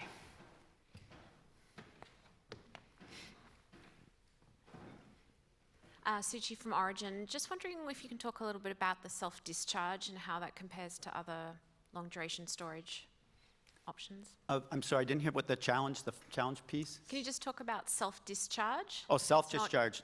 There is no self-discharge. So essentially what happens is this is it's like a fuel. It's like a diesel generator. So when we're running the unit, we're consuming the aluminum. When you don't need that power, we do, I could take you through it longer, but essentially we put it into a steady state that has no discharge at all. And then when you need it, you can have it again. So it's dispatchable, no loss over time. Does that answer the question? Maybe? Sorry, I can't see you with the lights. No, good. I guess the next thing you have to do is get some trucks powered by aluminum so the whole process is aluminum based. Well, there you go. That would get rid of that extra 15%. Well done. Go. Very observant. Thanks very much. Good? Guys, congratulations. Thank you. Well done. Thank you. Thanks. Thanks. Perfect. Very well. Suena. Now, Leonard's going to tell us how you guys are maximizing storage revenues with Autopilot. So what is Autopilot? What is the Autopilot? I will explain soon. Yeah, great to be here, and great stage. And yeah, we are at a turning point of the energy transition, as ChatGPT would say. But it's actually true. So in many countries, renewable energy is now a system-setting technology with a strong impact on power prices and on grid stability. So we see more and more negative prices in the market, which makes the investment into renewables, especially solar, very unattractive. And we see more and more major incidents in the power grid, like in Spain. So this is really pushing forward the need for flexibility, like large-scale batteries. But to handle renewable energies, flexibility like batteries, multiple applications, it's quite complex, and you need advanced technology. So our mission is to bridge the gap between green technologies and advanced trading. Let's start with a short positioning. So we're positioning us as the only fully algorithmic and AI-based power trader for large-scale or utility-scale batteries and renewables. And we can see already that technology makes a big difference. For example, in Germany last year, we boosted the revenues by 150%, which is a lot. And at the same time, we are increasing the lifetime by including advanced battery modeling, and we are de-risking the trading by trading on multiple markets at the same time. Our customers are large utilities or independent power producers or infrastructure funds. And we're very proud of our assets under management, which is larger than 650 megawatt of batteries and renewables, either contracted or operative. So we see we need a lot of investment into these technologies till 2030, 35 trillion. And these investors, they want to invest, but they're facing some challenges. They're facing the challenge that the market becomes increasingly complex and volatile. And if they're not going with advanced trading strategies, they're losing a lot of revenue potential. And for us, for Suena, volatility and complexity is not a risk, it's actually an opportunity to generate revenues for our customers. So how does it work? So we trade fully automated on the energy markets through algorithmic trading. We're dispatching and controlling the energy assets through VPPs. And we have two solutions for the market. One is directly sales to the asset owner. We sign a trading contract directly, and we are the route to market provider. But more interesting for here is our white label solution. And we decided to offer it for utilities because they have to answer the question if they can make it or buy it. And there's not enough time to actually make it, so they often decide for buy it. So we sign a framework contract, and they can use our technology, our services for their own assets or the assets of their customers. So how does it work? So our energy trading autopilot behind is the engine who drives everything forward. So we have a lot of input data, weather data, market forecast, asset data in real time, and our optimizer finds the best trading decision and strategy across all these different revenue streams. So computing millions of data points every minute and making decisions actually in Germany across 570 trading products every day. And we also have to be very fast. We're trading in milliseconds and doing more than 50,000 trading decisions every day. Yeah, and beside me, there's actually a great team behind. There's another co-founder, Tom, our CTO, and our CFO, Miguel, and a great team of experts. We are 29 people in the team. Thank you very much. Looking forward to your questions. Good. Thanks, Leonard. Yeah, questions? Hands raised. Mics up. Questions out. Well done. For your white label solution, the model itself runs on a cloud by Suena, or can it be in the utility, controlled by the utility, let's say? So actually it runs mostly at AWS at the moment. Of course, we can run it also on other clouds, but not on a local cloud so far. So it's usually one of the famous providers. And that cloud speaks directly to a utilities trading desk, or does it go directly to market with the bids? Could you please repeat? Yeah, the cloud, does it speak directly to the market with the bids, or does it go first to the utility trading desk and then? Yeah, we have different kind of integrations, modules with a white label solution. So if we trade on our own, of course, we directly connect to the EPEX, for example, and do the trading execution. But we have one solution where we can fully integrate via API. So it's a single API integration with the trading desk, and they can use their execution algorithms actually to execute on different markets. And there are different providers. We can work with Volue, for example, in Europe, or some other providers for the execution. So we are quite flexible there. Okay. Thank you. Suchi. You spoke a little bit about how the platform can also help extend the life of the asset a little bit. Are you technology agnostic in terms of the storage device, or is it better suited to lithium-ion? So the software is very modular, and we are agnostic to technology, but actually we're only doing, at the moment, LFP, a bit of NMC. So all batteries are, in the future, mostly LFP, 2 hours batteries at the moment. So we're focusing on this, and of course, so there's two things. One is like the warranty design or the performance warranty. We have to stay in the limits of what we're allowed to use the battery, like how much cycles a day and so on. So this is something where we have to make best use of, but we're actually also using our model and supporting in designing this warranty, that the warranty is better fitting for actually the trading. It starts now that the battery suppliers getting more used to multi-market trading of batteries, and the warranty designs are looking better. But this is how we work it out at the moment, and yeah. Is that cool? Oh, yeah. Which is the source that you use for grid capacity, and if consider that the grid capacity is fixed or variable in the time? Yeah, good question. Actually, in Germany, it's a big topic, and I think everywhere grid connections is an issue for all the batteries. We call it at the moment flexible grid connection agreement, grid neutral operation, grid whatever operation, and it's having a big impact on the business case. And yeah, we can do it. So, for example, you're not allowed to discharge during midday on the solar profile. You're not allowed to charge in the evening of the demand profile.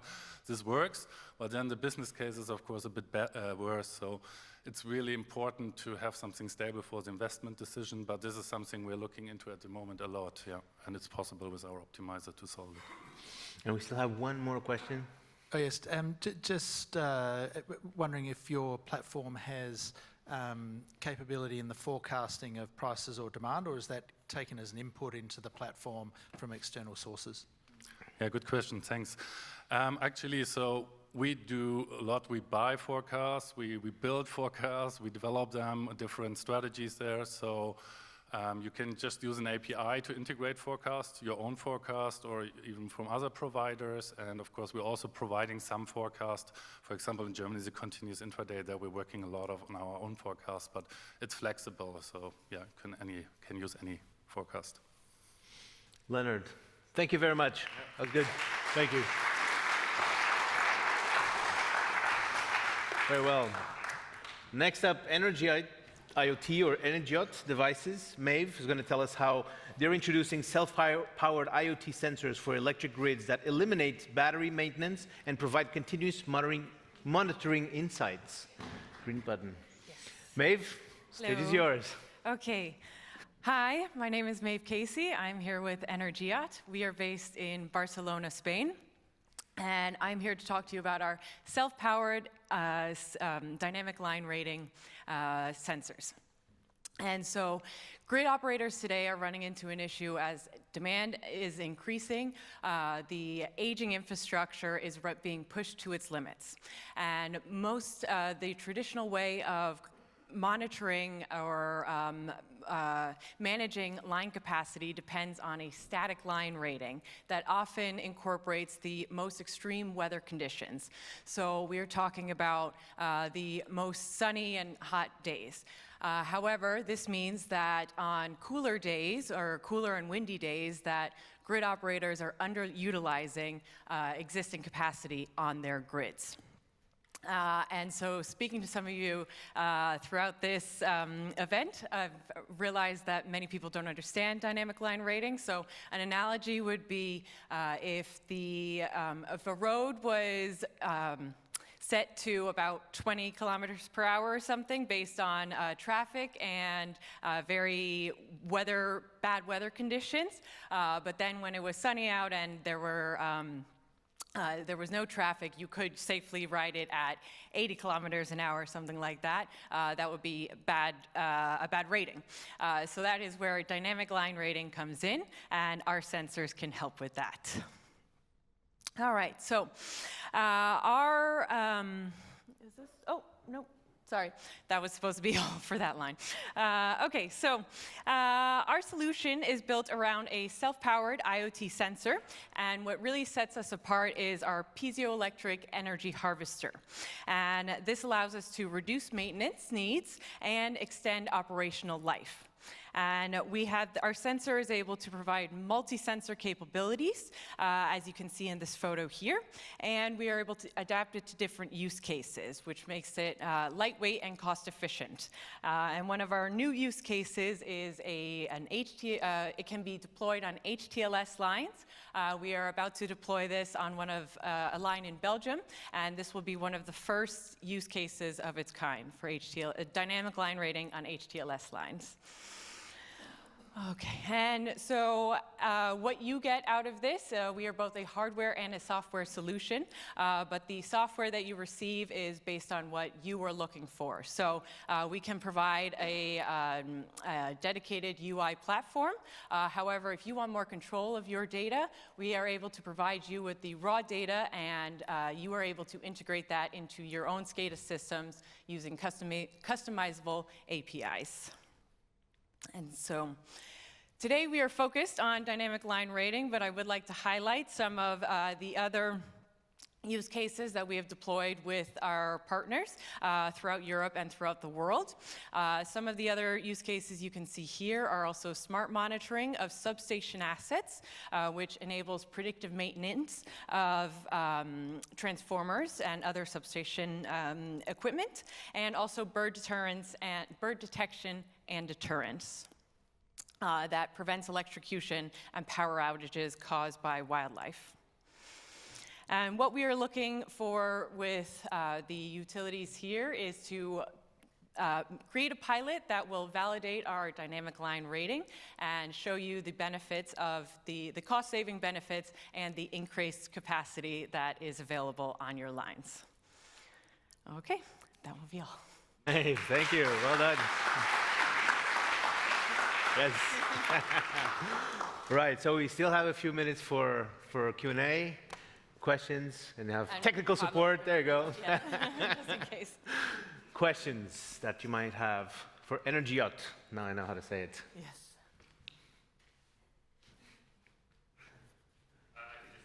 Go ahead. So for this pilot, how would you go about validating that the DLR works? Right, so the sensors start working immediately once they're installed on the line, but we want to take that data and show you the information that is coming from the sensors, and then show you how much energy can be increased on the line based on that information. Density of sensors on lines.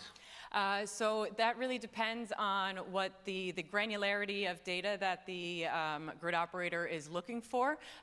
What we generally suggest is about 1 every kilometer, which kind of averages out to about 1 every 3 spans. Okay. Yeah. Thank you. I did not understand how you collect the data. How does it work? So the data is collected by the sensors, and then it is transmitted to the cloud interface, and we use the cellular network, and if their cellular coverage is not available, we can use narrowband IoT or low RAN in order to get that information out. Yeah, cool. Awesome. Well done. Hey, you're good. Thank you. Well done, mate.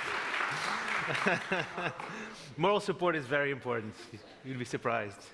Okay, Unitree Robotics is coming in.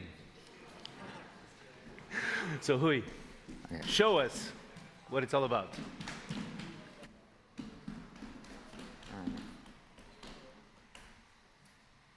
Hello, everyone. This is Hui from Unitree Robotics. Today, I'm very honored to have a chance to share with you the Unitree company robotic dog solution. As you can see, there are many products of my company. But today, I don't want to introduce one by one because we have so many products. And I just want to focus on one solution. You can see here, this quadruped robot intelligent inspection system, this big robot. As we all know, the work environment of a substation and some factory is very difficult and dirty and dangerous. And people need to do some boring job and repetitive job every day. That's terrible, right? So our solution is for it. You can see our robot solution is like a combination of body and brain. The body, now we can see the big robot here. The advantage of this robot is waterproof and dustproof, so it can work in many weather conditions.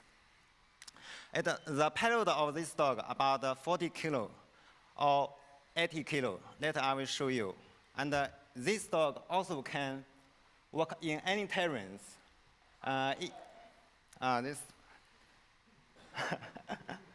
One terrains, including the glass and mountain stairs, and also can climb stairs about 40 centimeters.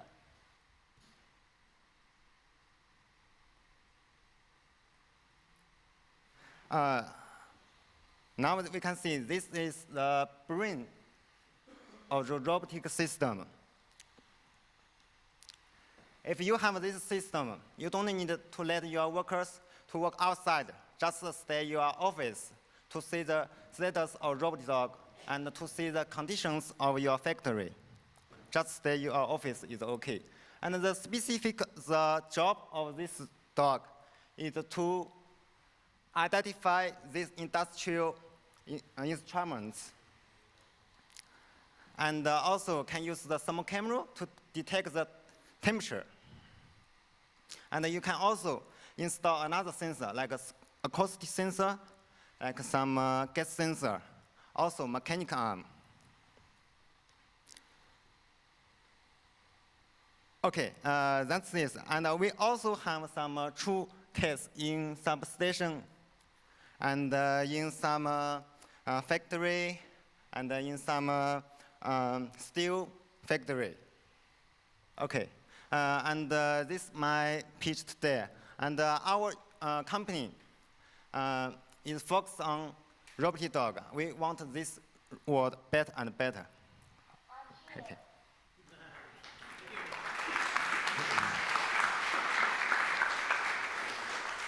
I have another show. Okay. Just 1 minute. Of course. And just show the pedal with this robot. It's very strong. Okay. Any question?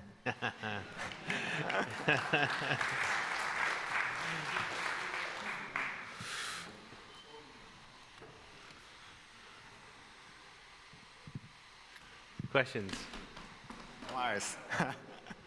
But beware. Yeah.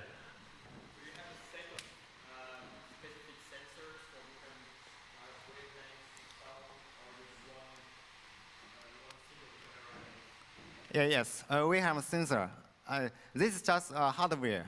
We also have a sensor, but you know, it's too heavy. I just can bring 1 to here. This robot have intelligence, can connect ChatGPT. Oh, yeah? Okay. Interesting. Any question? Yes. Have you tested the robot in winter conditions, like in snow and very low temperatures? We also test this in the winter in European. It also can climb normally. Okay. And I can share the video to you tomorrow, okay? Okay. Yeah, okay. Okay? We have one more? Just on the sensory, is the robot taking images of the sensors, or is it interpreting what sensors are actually displaying and sending that data? Sorry, I can't. Yeah, the mic. So if it's interpreting the signals and what the data the sensors is capturing, or is it just sending? This dog can capture the data and go back to the room, and you can see the room. Some platform can show the data, and you can download the data. Awesome. Okay. Thank you. All right. Okay, one last question over there. Have any of these been energized or bonded in a substation? Sorry? So energized, have they been in contact with higher voltage? This are suitable. We have sold this robot to many countries, so you don't need to worry. Okay. Yeah, I guess we have maybe one last one, Sajid.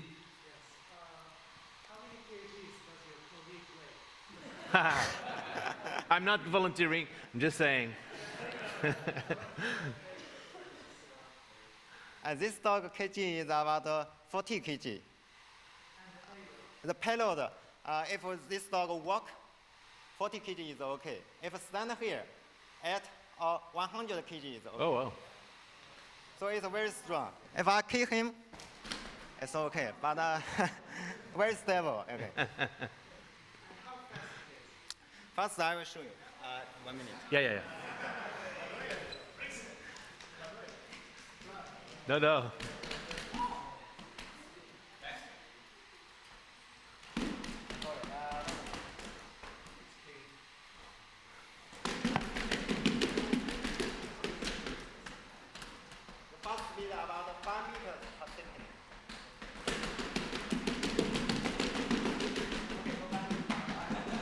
All right, thank you.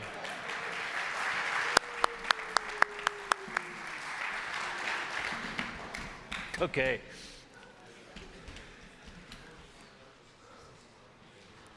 Wait. Ah, look at that. Oh, that's cool. See? All right. Moving on to Prezerv.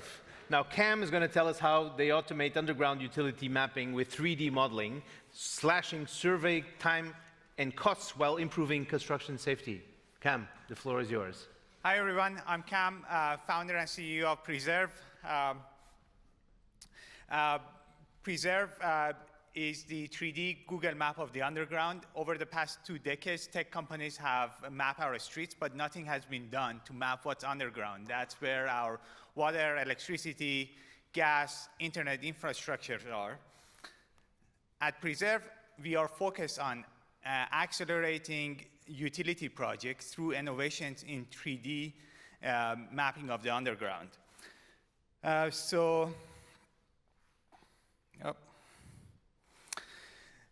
As most of you have experienced it firsthand, utility projects often run late and finish over the budget. And one of the root causes of this issue is that projects don't know where underground utilities are when they start the project. The lack of inaccurate underground utility maps causes dangerous accidents and delay these utility projects by an average of about 20%, which causes billions of dollars in lost revenue for these projects.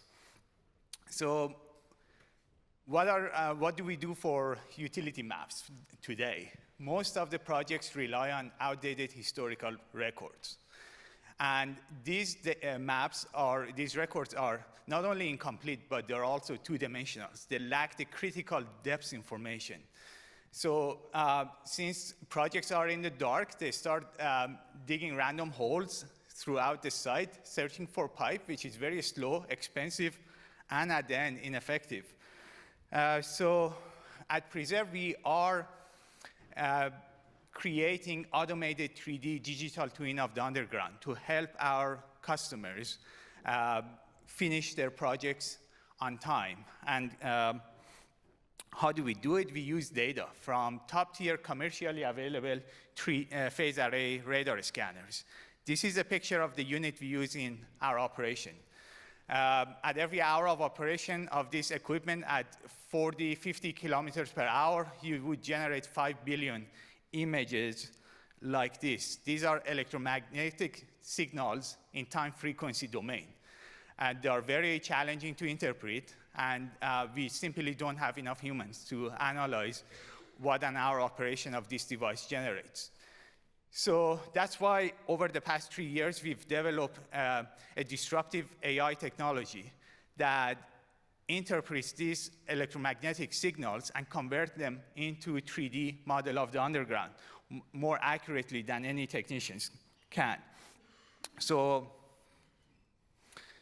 with our technology, we are able to map the underground 100 times faster in hours and in days than the current method. And not only we can do it at substantially lower cost, but this data, the accuracy is so high that we could also help the customers accelerate their capital projects and realize the revenue from the asset much earlier than without us.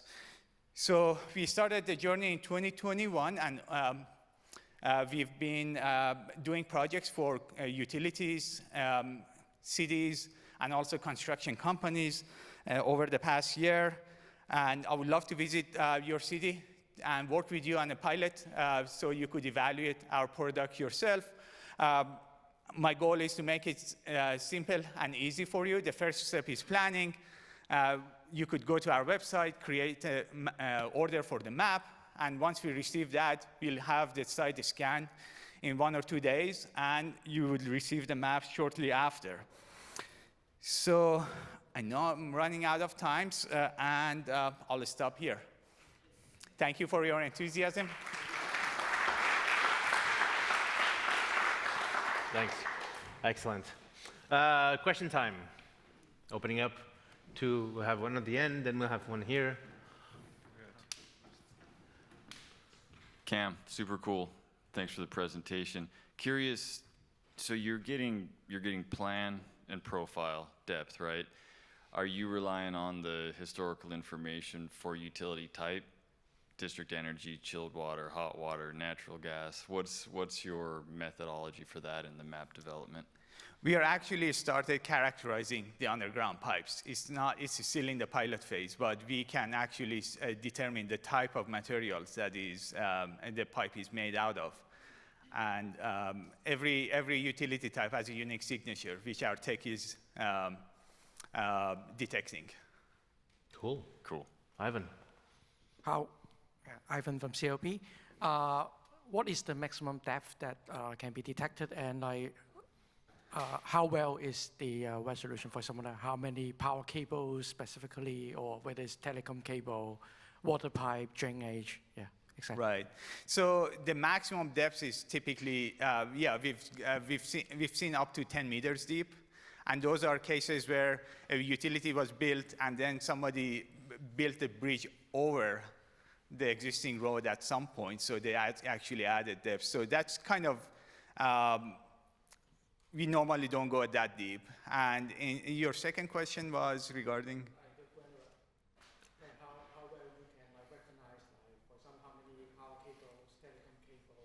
Granularity. Right, as long as they're not attaching to each other, and for most cases, we are able to accurately distinguish between different strands underground. If two strands in one duct, I think that's probably we are not going to differentiate between the two. But as long as they're separated by a few centimeters, we can pick that up. How about if some cable is securely enclosed by UPVC duct? That's not an issue. Boom. Picking up on this question, what is your database in terms of pipes that you can already recognize between utilities? And the other one is all the images I saw was with cars, but if we have, if our underground cables are not on the street but on the pavement, how would you do it? Sidewalk. Or can you do it? Sure. I missed the first question. The first one was the kind of, how can you distinguish the kind of cables or different utilities, or what is your database until now? Because sure. you said that you can distinguish and you have some database or some examples. What kind of examples, and can you link it to gas, to water, to electricity or not? Right. Or what is your database? And yeah. Yeah, I would say we've tested the technology over 1,000 miles of roads and in the urban areas, and we've tested it in different site conditions. For example, university campus, construction zones, sites, substations. So we've tested it on quite a bit of different situations. And regarding the scanning part, it's I would say as long as there is a surface that we could move, we should be able to accommodate sidewalks or green areas, or even areas that are covered with crushed rocks. The scanner could be installed on a cart, or attached to a UTV, or mounted on a car, or underneath a car. So there is a lot of flexibility in that regard. On a dog. Okay, thank you. Anyways, Cam, thank you very much. Thank you. That was great.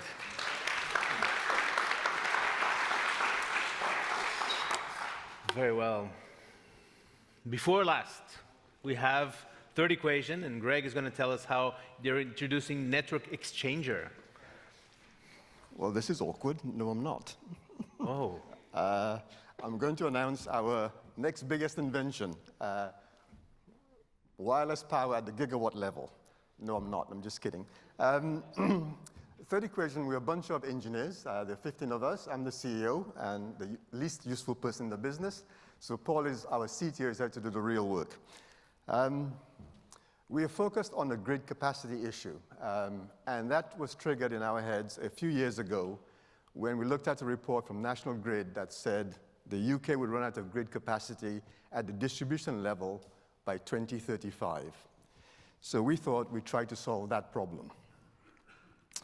So we focus very much on grid capacity at the distribution level. We've developed technology which focuses on power quality. And that power quality, we think, can add up to about 20% of carrying capacity to the distribution network. We do that by basically taking the volts and amps, converting that into a digital signal, and then we can do anything we like with it.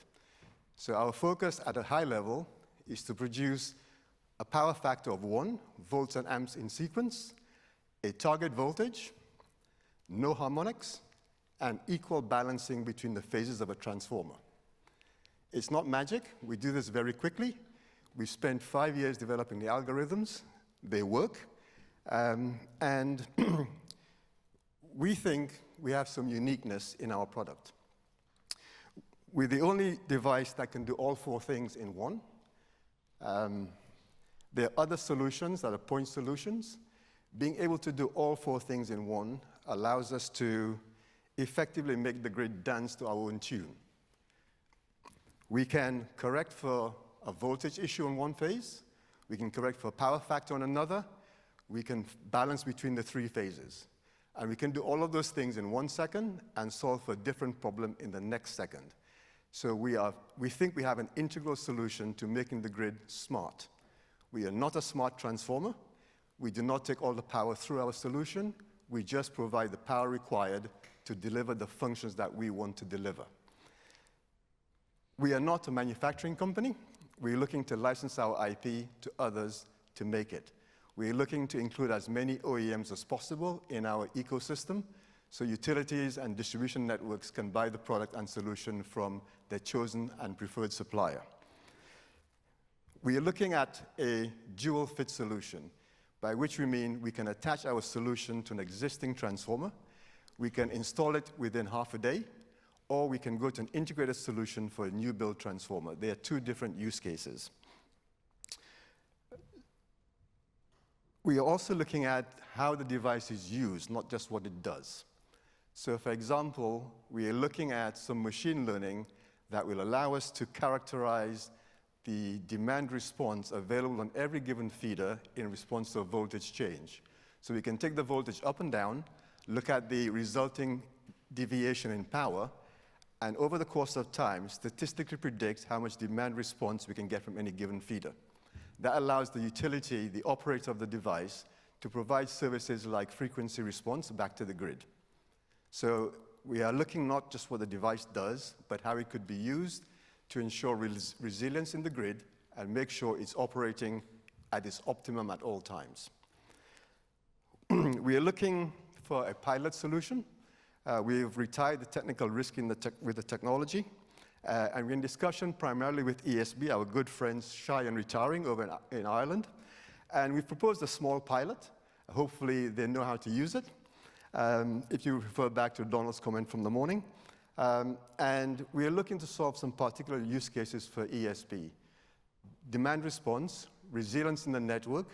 Does our device do what we say it does? How can ESB benefit from it? We have also looked at working with other utilities around the phase balancing. And we are hoping to have many discussions during the course of the next couple of days and work out the best use cases for each and every one of our utility partners in the room. With that, I'm happy to take any questions, supported by Paul. Cool. Thank you. Excellent. Some questions. There are no small pilots at ESB. Questions? Really? They're tired. Yeah, I think you know. There you go. By magic, no. We basically take power in from one phase, we put it into a short-term storage capacitors, and we can put it out on another phase. And we can do that, we sample the signal at 15,000 hertz, at 15 kilohertz, sorry. And we can, once we have a digital signal, we can play with that and move the power in and out as quickly as we want to. I can tell you more later. I think you got people at the wireless power generation and gigawatt scale. Yeah, that's for next year's innovation. No? Well, guys, thank you. Okay. We'll have time to chat and discuss. Thank you very much. Thank you. Well done. You won't believe it, because time has flown by. We're actually at the last startup pitch of the day. Yeah. Woo. Gigantas, we promised it. Yeah, there you go. So zero parallax. Can we have a coffee for everybody, please? Yeah, everybody, yes. Yeah. Hello. Oh. And in glory. Green button. The green one is up. Yes. Right. So I've done this, but a very long time ago.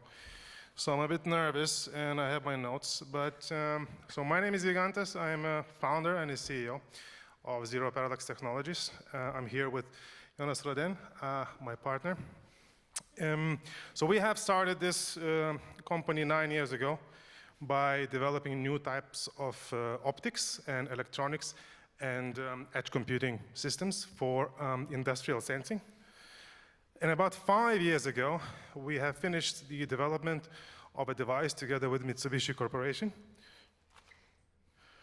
which is the only device in the world that has 180 degrees field of view, long-wave infrared camera with high-capacity edge computing.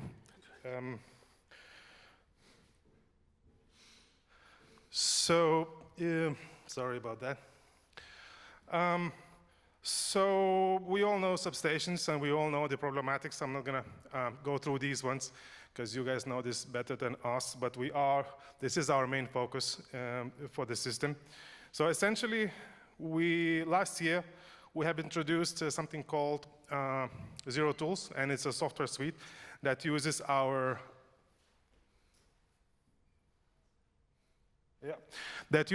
own sensors and AI-powered software systems to do the following.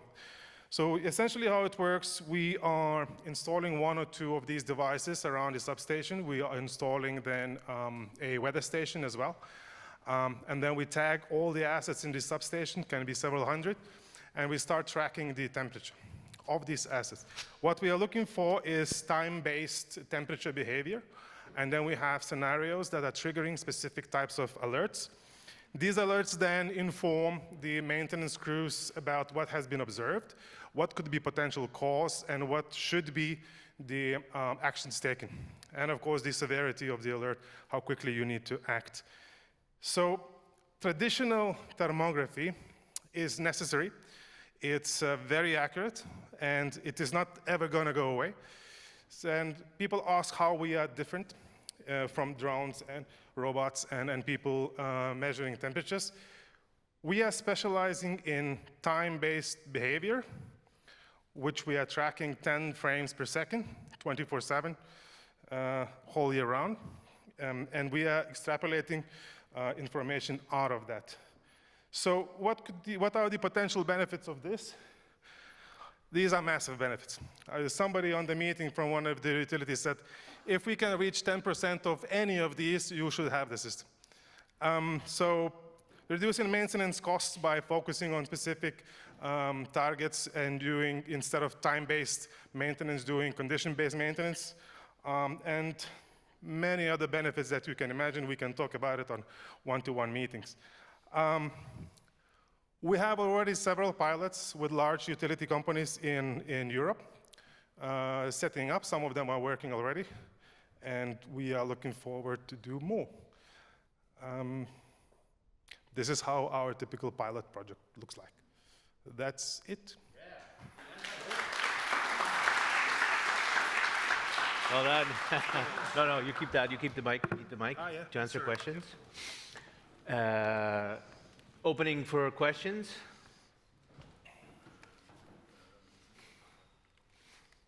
I know you have a software and a hardware components, Yep. and some of the utilities already have infrared cameras. I know yours is better. Absolutely. But when you say like, okay, we have to use the assets that we have, what do you say to that? We have to use what? We just want to use your software. What do you say to that? No, this is so need to imagine that we have built these devices. One thing is that you need one device, right? Seeing 180 degrees. These devices work on the edge. They are using 14-bit sensitivity on the raw data next to the analytics is happening on the edge as well. And 14 bits typically would be about 60 times more sensitive than your typical point and shoot thermal camera. Our algorithms work on time behavior. So we are looking at interframe temperature changes. We are comparing the same type of assets, and we are introducing the environmental data as well. So not really possible with like a regular out-of-the-box or like off-the-shelf camera. There you go. In your software solution, do you also have some health assessment of the asset in the station? Absolutely, yeah. So we have 7 different scenarios that we are looking at over time. 7 different behaviors. They are developed according to IEE standards for the maintenance, and that's literally a health tracker. So we are looking for symptoms, weak spots in symptoms, and odd behavior to inform what needs to be done. Cool. Christoph. So you said that 2 sensors with 180 degrees is 360, so sounds reasonable. But sometimes one asset is standing in front of the other asset. What are you doing then? So what happens is that before installation, we are making, because of time, I had to cut out a bunch of technical coolness out of this. But we actually are making a digital twin of the asset, which is like a 3D model and is attached with the real-time temperature, like thermal behavior information. So when we do that before installation, we have a offline simulation on where these sensors need to be positioned so we can see everything that we can see. And typically we get away, let's say 110 kV substation typically would have 2 120-degree sensors and a weather station, and that's a lot of data. What about distance? How many distance? Okay. Yeah, so your typical point-and-shoot device would take a picture, then it would take 9 pixels or more, would interpolate this temperature, and that's how you get a more precise temperature. We don't do that. We don't need to do that. Our system, we are not more accurate than them. They are all kind of the same kind of accuracy, but we are much more sensitive than them.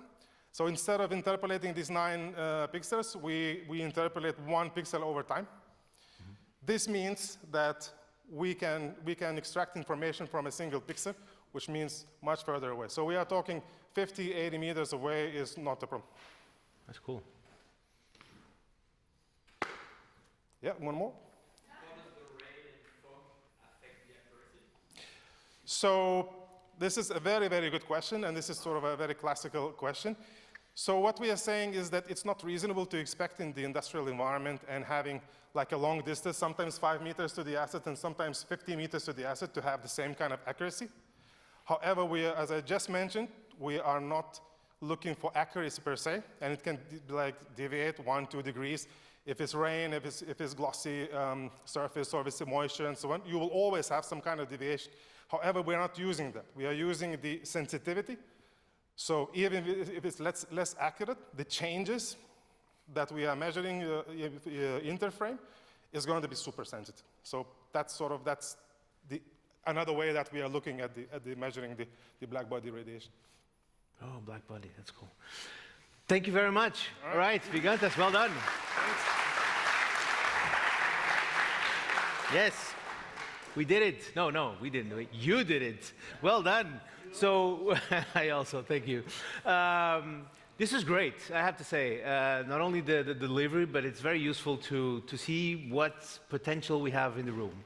Now, I hope you leave here with ideas, with sparks, with pre-conversations in your head, with more questions to ask the startups, and we'll have time for that. We'll have time tomorrow, and this is the agenda for tomorrow. Basically, we'll have one-on-one meetings. And in between these meetings, you'll have breaks. And in these breaks, you can continue other conversations that you don't have in the one-on-one meetings. So, hey, not bad. Also today, you have startups, you have free time. So why not do something for dinner together? You have amazing places around the city, fantastic places to eat. Just relax and keep on having fun and conversations. This is what awaits you tomorrow. After the meetings, we'll have a little bit of free time, not too much, and then we'll have a collective dinner all together, which will be great. Group photo, we've done that. Where will we be tomorrow? Next door. So actually, if you look outside, now it's getting a bit dark, we have Pier 1, which is the other pier just next to this one, and we'll be at the edge of that pier. So you know the area, you know the place. It was amazing walking over here. Did you see the car with the rock? That was pretty cool. Did you see the sign behind the car with the rock saying end of artwork? That's part of the artwork, actually. Anyway, see it when you leave. Thank you very much for today. Well done. Have dinner. See you tomorrow.